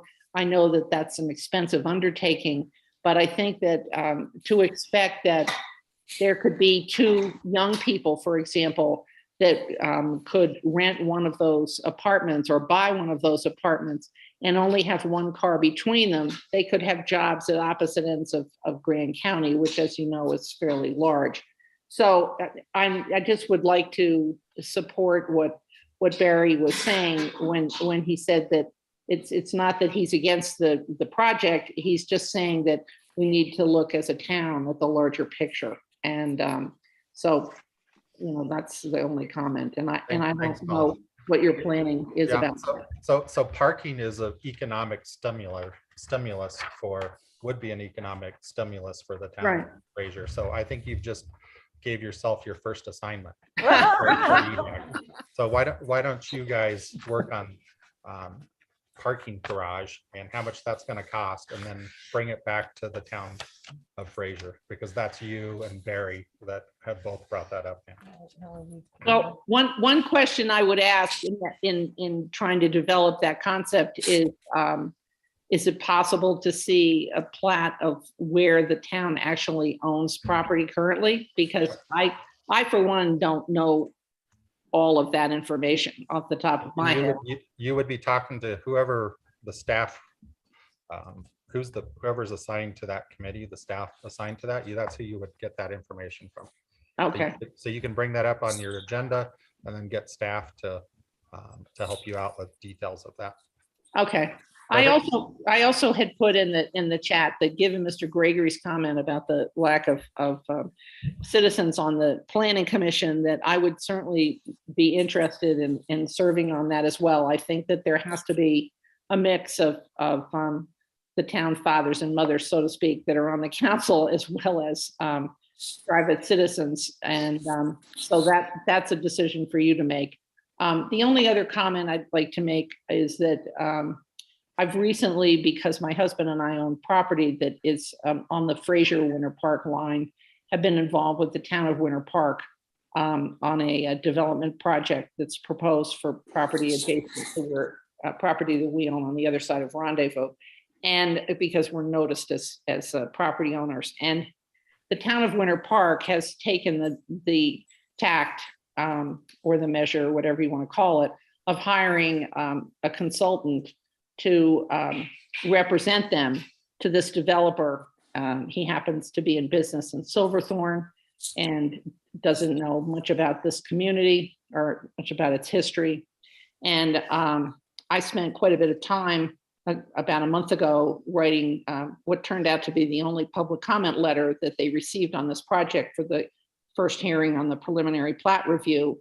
And although I had it in writing from him that he would submit it, and insisted that I had to send it to him and not to James Shockey or Hugh Bell in their planning department, it was an oversight, was what I was told. It was not submitted to the planning commission prior to their first meeting.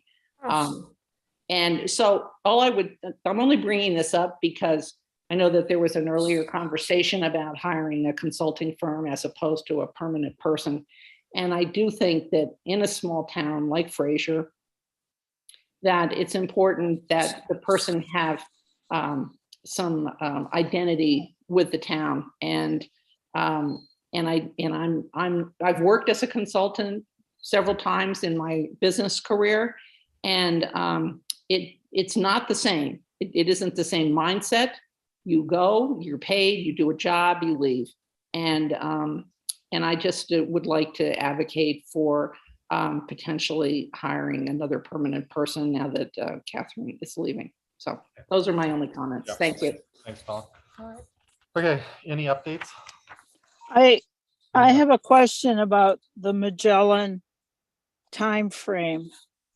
I think 2 weeks ago we were told that we would know the time frame that Magellan is projecting.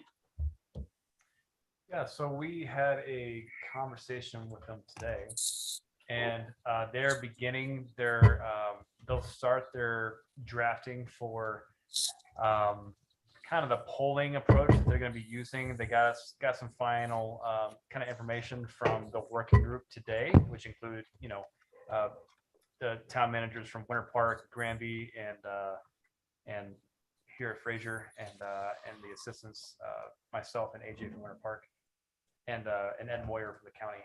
And anyway, we gave them some good information to help finalize their polling methodology. And they are set to, they'll be finalizing those polling questions, getting back to the working group for approval for those questions. And they're looking at beginning their polling the end of May, beginning of June timeframe.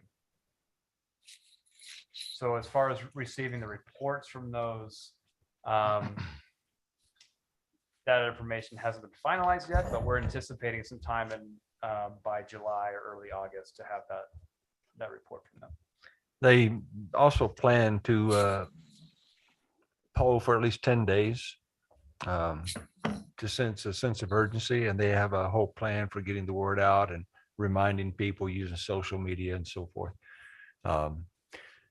Also, that meeting was Turn Core listening in, because we wanted to kind of match the messaging in the PR element with some of the messaging from the polling as well. I thought it was a pretty good meeting this afternoon. So we expect to see that draft polling data within the next couple of weeks.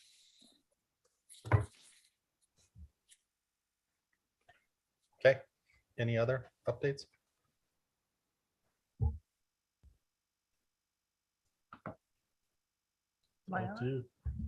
I move to adjourn. Stand full, Brian. Second. I second. All in favor? Hi. I Opposed? Aye.